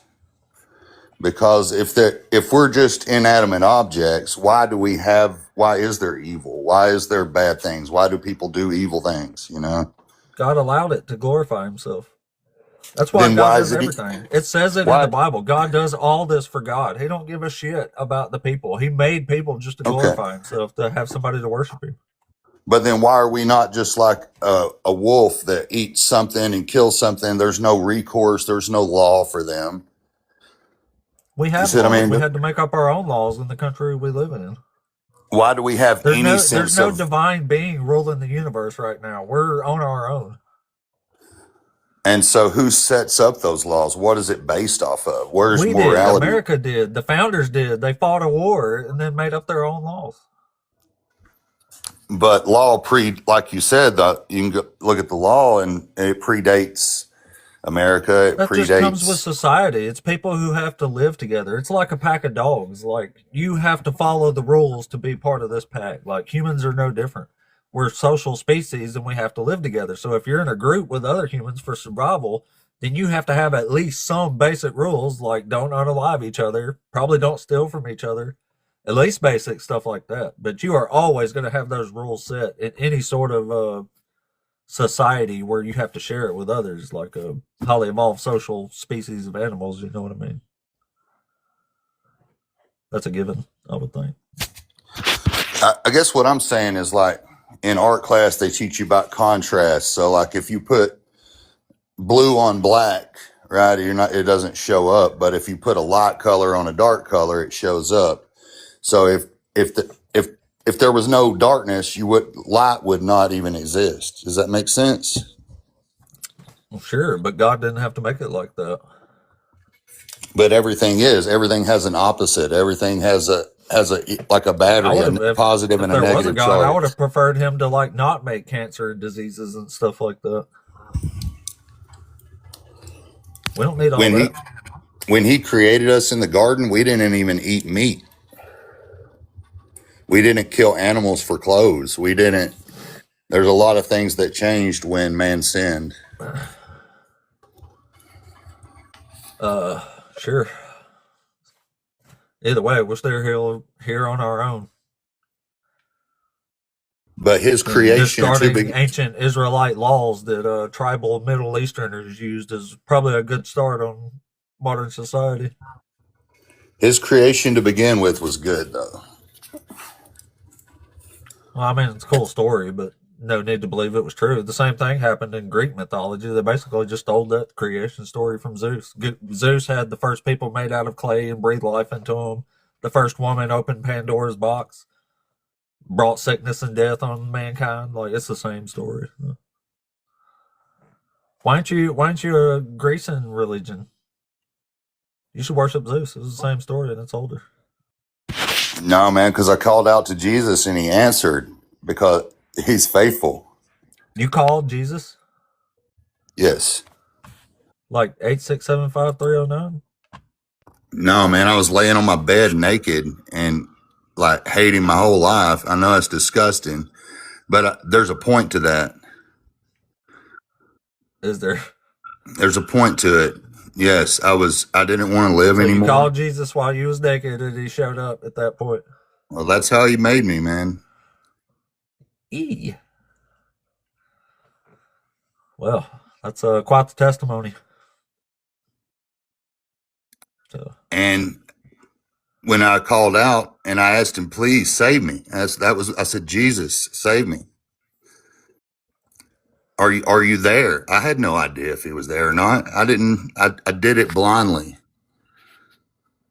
but I called out to him in my desperation, and I had no other option. I didn't want to live anymore. I didn't want to live here. Everything's so evil. It's disgusting. I couldn't stand being here. I was evil. I was doing evil things. I was living an evil life. And you can just choose not to do that, can't you? And then whenever I called out, I said, I'm not worthy. I'm not worthy to, I deserve to die. And how could you love me? And a voice inside me said, get up. And I got up off the bed and I saw, get up, put your damn pants on and start anew here. Yeah, basically. And he told me to get up, and I got up, and drops of blood and fire rained down on my body. And I went and looked in the mirror because I didn't believe it. And I looked in the mirror, and it was in the mirror too. So you look like Carrie on the stage? It was wild, brother. Sounds wild. But he did answer me. And I don't tell that story a lot, but I'm telling you, man, because we've talked for a while, and yeah, I don't need anything else. He answered me. You see what I mean? I hear you. Can't argue with that. Yeah, I don't it's not much you can do with people's personal experiences like that.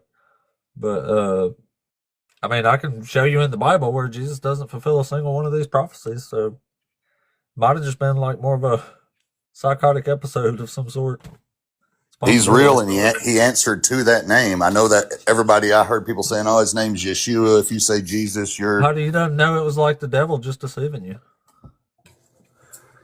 Because I was convicted of my evil works, and it transformed me, and now I don't want to do evil. I hate evil. I hate the evil that's in me. I hate the evil that's in my brother, that's in my kids. Then why are you okay with God doing evil? I'm not God, man. You're okay with him doing evil, though. God is not evil. He does evil stuff. You said you hate God evil. God doesn't do evil. God created the He does world. do evil. He has babies dashed to pieces and women raped. That's evil. It has to be. He created beings that do evil, but God himself does not. Creating babies and smashing them, that's evil. God don't move off his throne, man, the way I understand it. Yeah, but he dashes babies to pieces. And quite a lot of instances, actually, a scary amount. They actually use the term in Lamentation chapter 2. They say the words, God slaughters without mercy. So, like, just sounds kind of evil. I mean, if you hate evil, I would think this would be something you would hate when you read stuff like this. Like in the pronouncement against Babylon, it says, their infants will be dashed to pieces before their eyes. Their houses will be plundered and their wives raped. See, I'm stirring up the Medes against them. This is God, like, doing this to people. Like, this is not... If that's not evil, I'm the freaking Pope.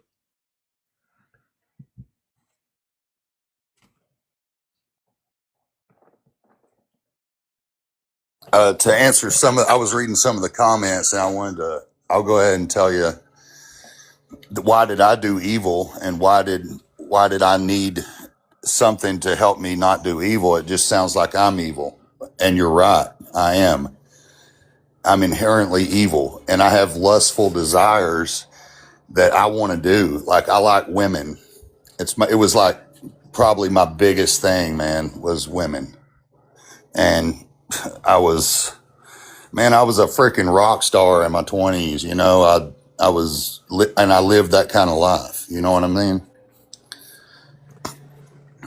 So you was evil because you had a lot of sex? Yeah, randomly. And it's like every time I did, it ripped a part of my soul out, man. And I was like, it's like I was completely gone. I was a shell. What was evil about it? Number one, that I was destroying these people's innocence and stealing from them and robbing them of innocence. Even if they were bad. Like consenting? Yeah, and it was, but you see what I'm saying? Like I'm in charge. I have the call over my own self to do it or not. And I was living for myself 100% completely and doing what I wanted to do. And it was wrong. It was bad. It leads to destruction. It leads to emptiness. It leads to Whole lot of parties. wretchedness. Yeah, man. I mean, I was doing it all. I mean, I'm not going to sit here and say I've been good. I haven't. And I did not feel worthy. I was scared to death to call to Jesus because he's perfect and I'm me. But I did. Well, And he I'm lifted pretty me sure this up. God's evil, so I don't worship evil gods. So. Guess that's Man, me. I am glad to meet you though. You seem like a good dude. I mean, not good, but you know what I mean? You seem all right. You seem normal. Yeah. I got you. That was funny. Where you from? I mean, what state? What state you from? Alabama. Alabama, me too, brother. Oh shit! Don't surprise me. I can tell by your voice. Yeah, man. There are people probably on here just listening. A couple rednecks. Go at it. Might be why I have a large as an audience as I usually have. They're like, listen at this hick motherfucker. For sure, man. Like, I gotta see what this motherfucker's gonna say next about this. But yeah, man, I'm born in a trailer park, buddy. Well, so I hear you. Definitely. I think you're good too. Well, I mean, not really, but you know what I mean. Yeah, I know. Yeah, man. Nobody's good, and that man. If as soon as we can admit that, then you're stepping in the right direction. You know, I think you're pretty cool. I mean, I'm you know. I am, man. I'm honestly not really, but not for real. But no, man. I play guitars and mandolins and fiddles and banjos and. Well, of course you do. You're from Alabama. Yeah. Yeah, I'm all right, man. Honestly, I ain't never really I didn't have. I never been a murderer. I never been a thief or nothing like that. My problem was women. You're already better than God. If I had to pick between worshiping this God and this book and you, I'm picking you all day, even though you're crazy. I advise strongly against that. Not me. You ain't never thieved or genocided anybody. Like, why wouldn't I have you as a better moral standard than this God that clearly does do all these things? Man, he ain't never told me to do nothing bad. I got the end when I read that whole book and I put it all together. The end of what I got was basically like the golden rule, like do unto others as you have do unto yourself. And that's what I kind of live by. Yeah, that's part of the law of Moses. You know that, right? Yeah, that's what I'm saying. So if I could sum it up. So you are under the law of Moses. Like I said, if I could sum it up in one sentence, that'd be it. Like love your brother as yourself, right? Just treat people how you. Levitic law. You know, so that's what I got from it. I didn't get that I need to go out. Well, if you got to keep Levitic law, then there's some other laws you got to be looking out for too. Man, if I'm judged by that, I ain't gonna make it, brother. I'll tell you that much. Neither am I. Because I ain't doing this crap and I ain't worshiping this God. So if I'm damned, then I'm damned. And that's why I said my only pathway is Jesus, man. So that's the only hope I got in this world. What about God? It's Jesus, not God, you mean? Yeah, he's everything. He's all in all. He's everything. He's able to be whatever he needs to be at any time. Including Satan? No. Oh, it can't be Satan. I made up my own saying on this channel, and I always say, who needs Satan when you have God? It's my saying. I'll probably make a t-shirt one of these days with it. The fact that there is an adversary is a pretty good indicator that there are two forces at work in the world. I mean, that's very clear. I mean, Yeah, but science God can't even made one of explain them that. himself. God made his own enemy. Like, what's the point in that? Who makes their own enemy and fights them and can't win and shit? Like, that makes no sense at all.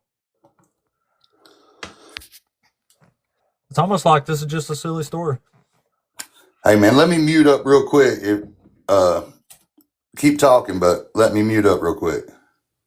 Well, actually, I still got a couple people in the queue here. I might move on to another person here if that's all right, but I want you to come back, though. You've been cool to talk to. You too, brother. It's good to meet you, man. Hold it down there in Alabama. Word up. I'm up here in the north side, but yeah, we'll do.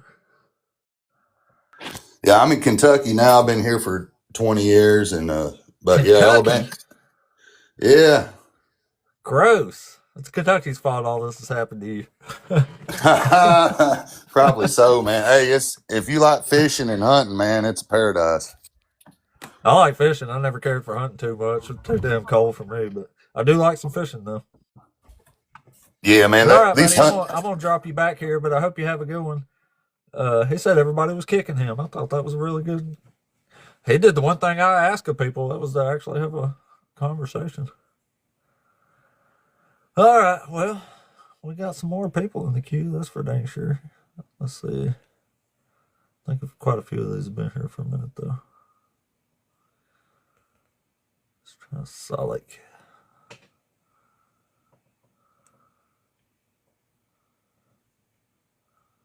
I guess he's not there. Let's try the next one. Got several people. I'm gonna keep bringing them in as long as folks talking at me though. Let's try metallic purple here.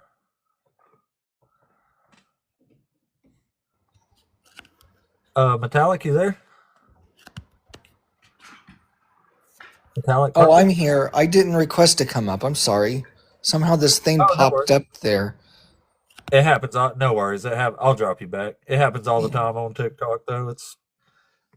I say it every day almost now, but TikTok demands you tap the damn screen, and they put those little request things right where everybody taps, so they put it right in the way, so it kind of goofs up the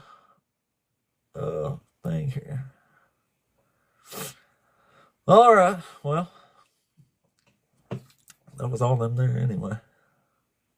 That was all them there. This has been a good day. We had like a 10 or 15 minute stint where it was hard to get somebody, but then we actually got somebody. I can't believe they was kicking that fella there. It was such a idyllic exchange there.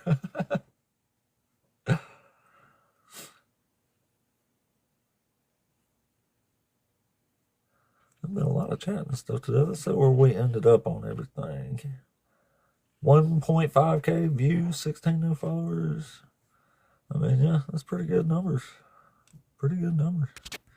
Where am I at? 1332. So I've went up 40 something followers in the last couple days. That's pretty awesome. Pretty awesome.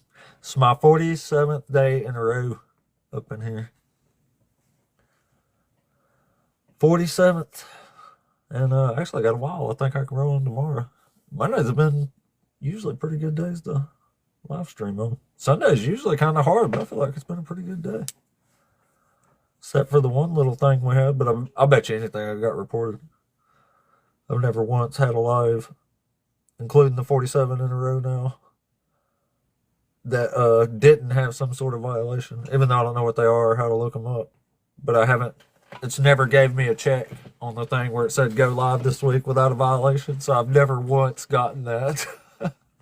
So they're violating me for something I'm getting violated for, isn't it? What's this say?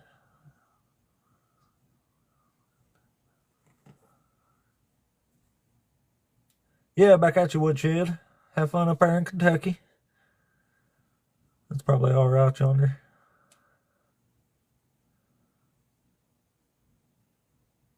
Oh, my Jennifer. they've been on me on that. Like I said, I've never had a single live where I didn't have some sort of violation. And you can, like at this point, I've done enough lives that I know how they should be working, so I can tell when certain things are going on and when they're not, I think. Unless it's just a really, really big coincidence. But like those little 10-minute stints you get, I think that's them doing their little shadow ban there for however long. But I've had people like literally message me and tell me they're reporting me. Like, I guess they like to claim it or something as something cool they did. But anyway, I'll tell you what, shit, I'm still in a pretty good mood here. So we'll give it 5 more minutes and see if we get somebody back in the queue here. Then we'll move on from there. There's a bunch of big shows going now.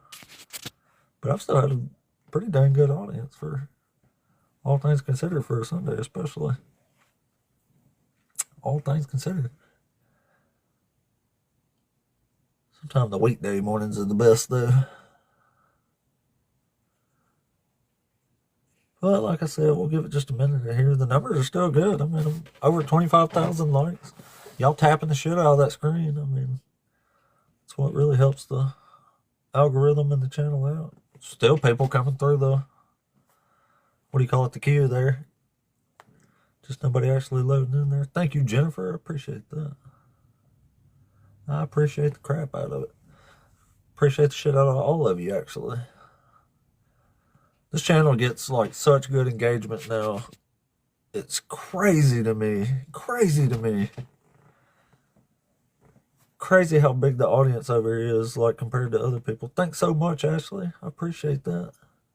But it really is. It blows me away, the engagement that I get over here with my meager following and stuff compared to other people. Like, there was literally a dude, there's another guy I watch. He has 150,000 followers, and he usually gets, like, I don't know, 70 or 80 people in a live. Like, thank you, Mr. Eddie. I appreciate that. I like to be the loved person. I like to be the loved person. Some people probably think I'm crazy, though. Some people don't think I'm funny at all, believe it or not. I know some of y'all listening right now think that's insane, but it's true. Some people don't think I'm even a little bit funny. Can't believe it. Can't believe it, man. Thank you for the heart there. Oh, I agree, Joshua. Yeah, that goes all the way around. I see that shit on everybody. I think some people just got their own way of arguing, and however they're doing it, this just involves their little mute line of arguments, which I mean, I just don't respect that personally. I'd rather interrupt somebody more frequently than just sit here and mute them. That just don't look good. It's not what I'm interested in at all, personally. I wouldn't even do this if I had to sit here and mute people the whole time. I wouldn't even fucking do it. And it's crazy to me because I almost never mute anybody. Like, sometimes, depending on the person, I'll give them one or two real quick ones. But usually they just immediately unmute themselves, so it don't do any good anyway. But I just can't. I can't do it like that. If somebody can't have at least some sort of conversation, I'm not interested. I don't think. It might be entertaining to listen to people holler at each other sometimes. Sometimes it is. There's channels that I like where, well, I say I like them, but I like them for a few minutes anyway. Then you usually move on. But I actually like good conversations up in here. I think that's what everybody ultimately likes. Like, you listen to, I've spent years watching debates now, and everybody's like, attack the idea and not the person, and stop fucking going crazy and hollering. So, like, I think I'm a good fit for that sort of description because I might get a little worked up here and there, but for the most part, like, I mean, ain't nothing I ain't heard before 1,000 times, the crazy stuff people say, so don't get too worked up too bad. And I hardly ever name call. I can think of, there's only a handful of people I can think of that I've even accused of actually lying on me. Like, I actually use that term pretty tightly. I don't use the term liar very loosely. Sometimes you can just tell, though. Yeah, I get that too, Joshua. They actually don't bother me. Like, I understand that as long as they calm down, like, I'll try to get them to calm down. But, like, I get it. It's a touchy subject, man. Like, these are deeply held beliefs by people. I mean, people gonna get a little worked up. I get it, and that's cool. That's cool. Especially the way I talk. Sometimes it's probably involves my tone and stuff. Even though I try to be pretty cool, I'm sure I come off that way undoubtedly sometimes. So I try to consider that too. But sometimes, yeah, I mean, just raising up against anything somebody believes is going to come off as personal and offensive sometimes, and that's just how it is. But I think in general, if you stick to the golden rule of conversation, you're all right for the most part, which I think I prove up here. And the golden rule of conversation is, in general, people don't care what you say; they care how you say it, which is pretty much true for the most part. People can tell by your sincerity and tone of voice whether how you're asking them something makes a really big difference.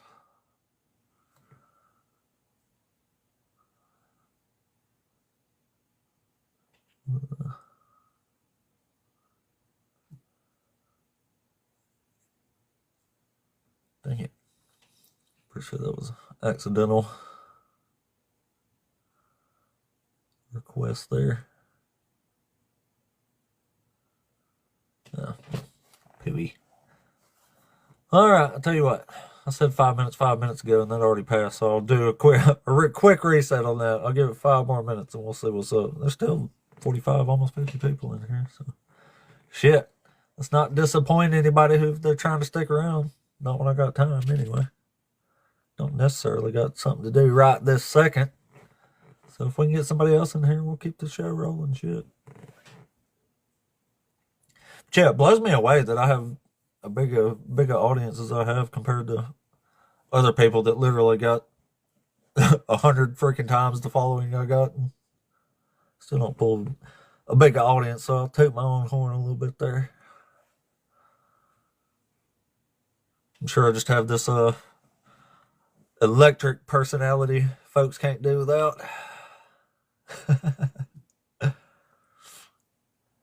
Hold on, who's that? Deep Pockets. Throw one in the chat if you're a Christian and you were requested up on purpose. Because I've seen you pop in and out a couple times, so I'm assuming that might be. If it was on purpose, just let me know there.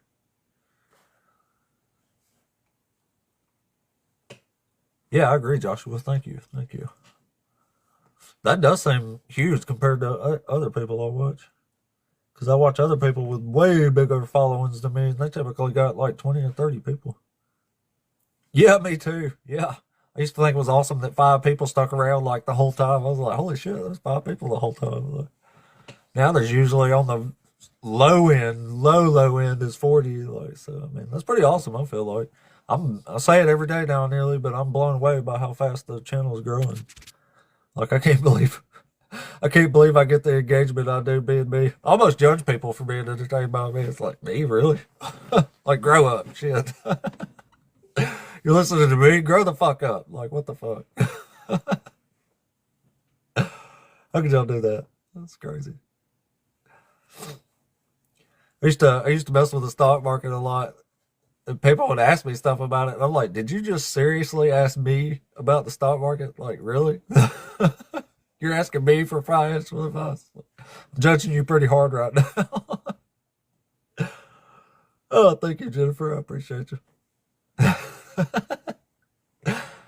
I'm pretty pleasant, though, for real. Pretty pleasant. Pleasant fellow overall, I think.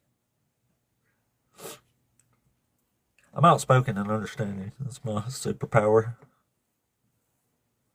All right, 2 more minutes, y'all. We'll give it 2 more minutes. If we don't get another conversation in here, I'll just move on for the day, and we can go raid somebody else's live. I wonder who's live right now. We can go jump up on. Probably won't get another one this morning. Probably been flagged again. I saw a few questionable things in the comments with that last fellow I was talking to from Kentucky.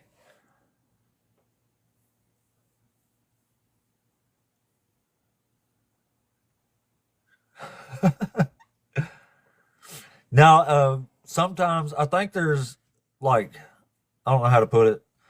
like there has to be like unofficial flags and then official ones, because every now and then I get one that'll be like 10 minutes.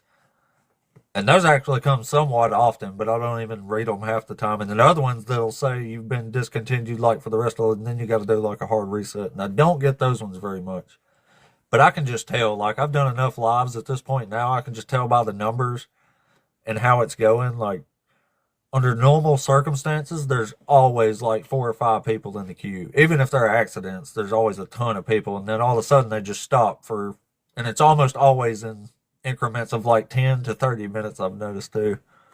So like you get the little quiet shadow things, especially when you get them right after you said certain words or stuff. I think their algorithm does that, but either way, it's still growing like crazy though, so don't bother me too bad. We're exploding up here.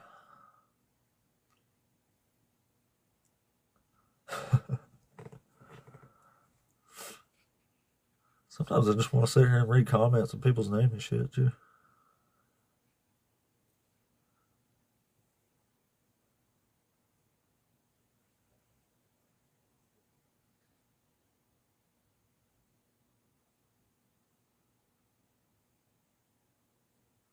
Strength in Christ. Have a good one. Appreciate you.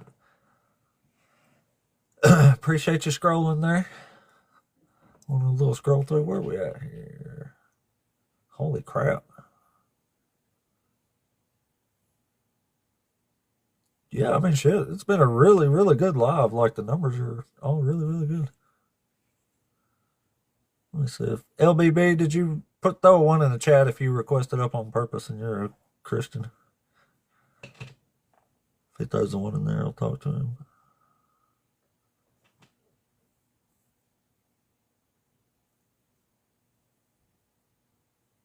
Yeah, I don't debate metaphysics too much. I don't see the point. I try to stick to black and white arguments where I think people find it way more entertaining, and I think it's just more harder hitting when you get to like somebody's right or wrong about this, and we can show that for sure. Then that's what I like to see, because I spent years watching debates, and Rome. Like, let me say it this way: Rome has this whole saying, and it says, you did not win the battle if the enemy does not consider themselves vanquished, which is basically saying you didn't beat them if they don't consider themselves beaten. And in that aspect, I don't think I ever hardly watched a debate where somebody actually like won or lost. Like, obviously we listen to them and we have our sides. We think we know who won, but I've never actually seen one where somebody was like, damn, yeah, I'm wrong. Like, got jacked like that. So that's why I try to gear most of my arguments toward is at least a good elevated chance. Oh, okay, cool. I'll bring LBB up then. But a good elevated chance that we can actually get to real winner and loser in the matter, whoever it might be there.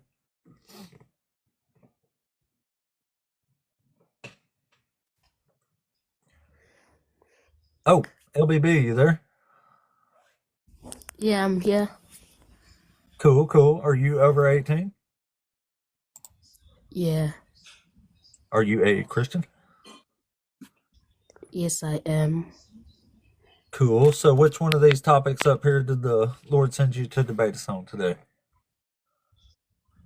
The one that says God is unjust and narcissist. Narcissistic? Okay. Well, a narcissist is somebody who's like super self-centered and don't care what anybody else thinks. And I say God is a narcissist because he uses people for his own glorification to make himself feel glorified, and then he makes them suffer and punishes them. Is why I call him unjust and a narcissist.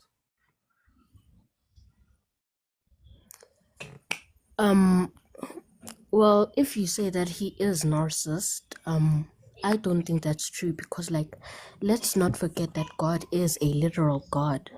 You understand that? That God's a literal God?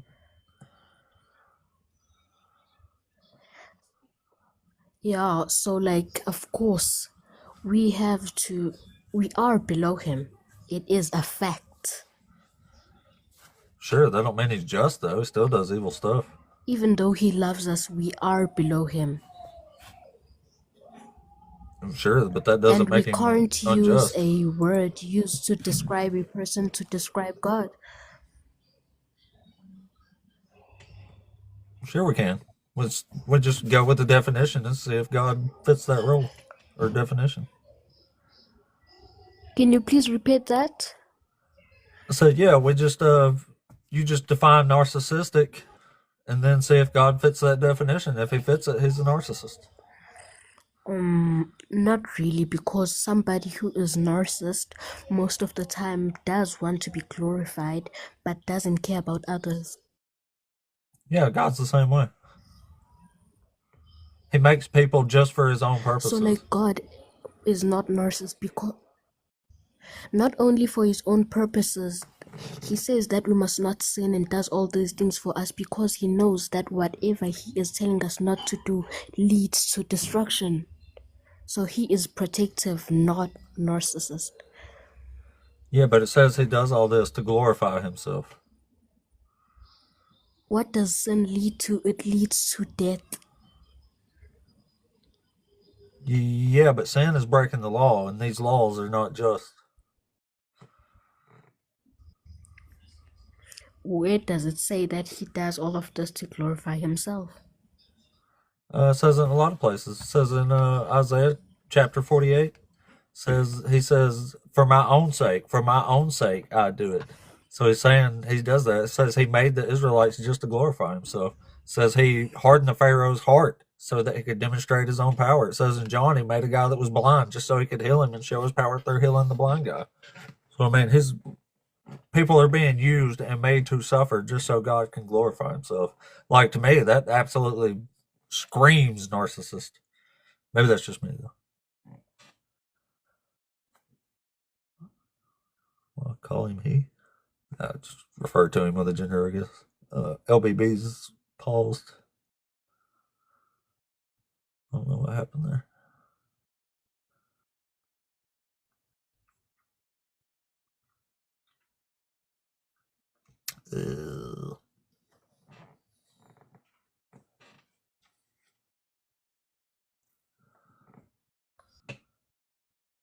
Oh, disconnected.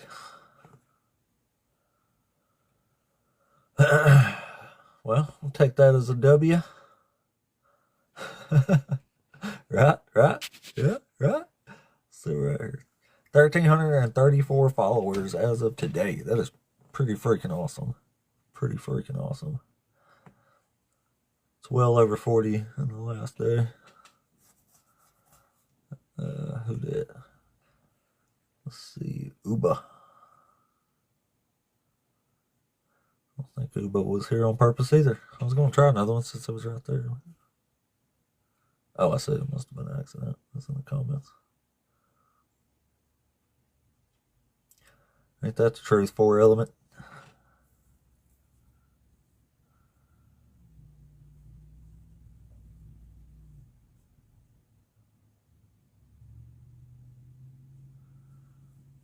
Oh yeah, like I said, God just absolutely screams narcissist to me. Like, if a narcissist is somebody who's self-centered, and God's doing all this just to glorify himself, seems to be the perfect definition of God. You can have a bearded white dude right beside narcissist in the dictionary there, and I think it'd fit God pretty good.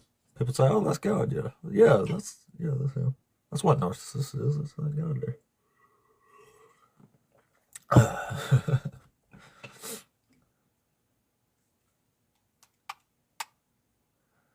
Pretty wild, huh? Pretty wild. What a cool day it's been, though. Almost hate to end it, man. Almost hate to end it. But I guess they gotta all in sometime. If I give y'all too much of me, I might burn you out on me. I don't want to do that. Give you bring you me in small bursts and keep people around a little bit better. I don't want to burn you out on me. I have no idea who else. I wish I could look and see who else was live right now. Maybe I can in just a second. Maybe I can look on my laptop. Mr. President, surely you didn't have condoms with Jeffrey Epstein. Man, that dude's funny. Alright, how do I actually...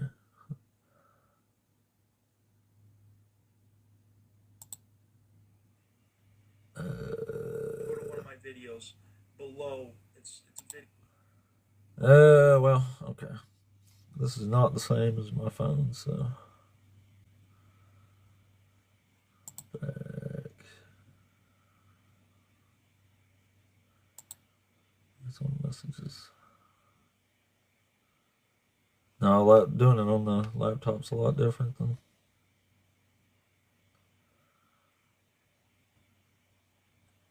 A lot different than the other one, so I don't even know how to look and see. Okay, never mind. Anyway, let's see. Somebody else requested up. Mr. White, if you're a Christian and you requested up on purpose, throw a 1 or a yes in the chat, please. Oh, that was an F. Yeah. All right, there's other lives going on right now, so I guess I'll chop this one and use the restroom and shit. Been on for quite a while, almost 4 hours. So wait a minute, hold on, I can look. I forgot I can look. 3 hours and 40 minutes almost. So yeah, it's been a pretty long one here. I think it was a good one. Had really good numbers. But anyway, guys, I hope all y'all have a good one. And I will be back tomorrow morning as usual for day number 48 in a row of debating. I have a YouTube channel as well that's also Apostate Ape. If y'all want to check that out, it's in my bio thing. Should be anyway. You can watch the replays there if you feel like you missed anything. Host is wrong. It might be. You'll have to come debate me and you can prove me wrong in front of everybody. It'll be great. It'll be wonderful. It'll be great and wonderful. Anyway, y'all have a wonderful Sunday and we will see y'all back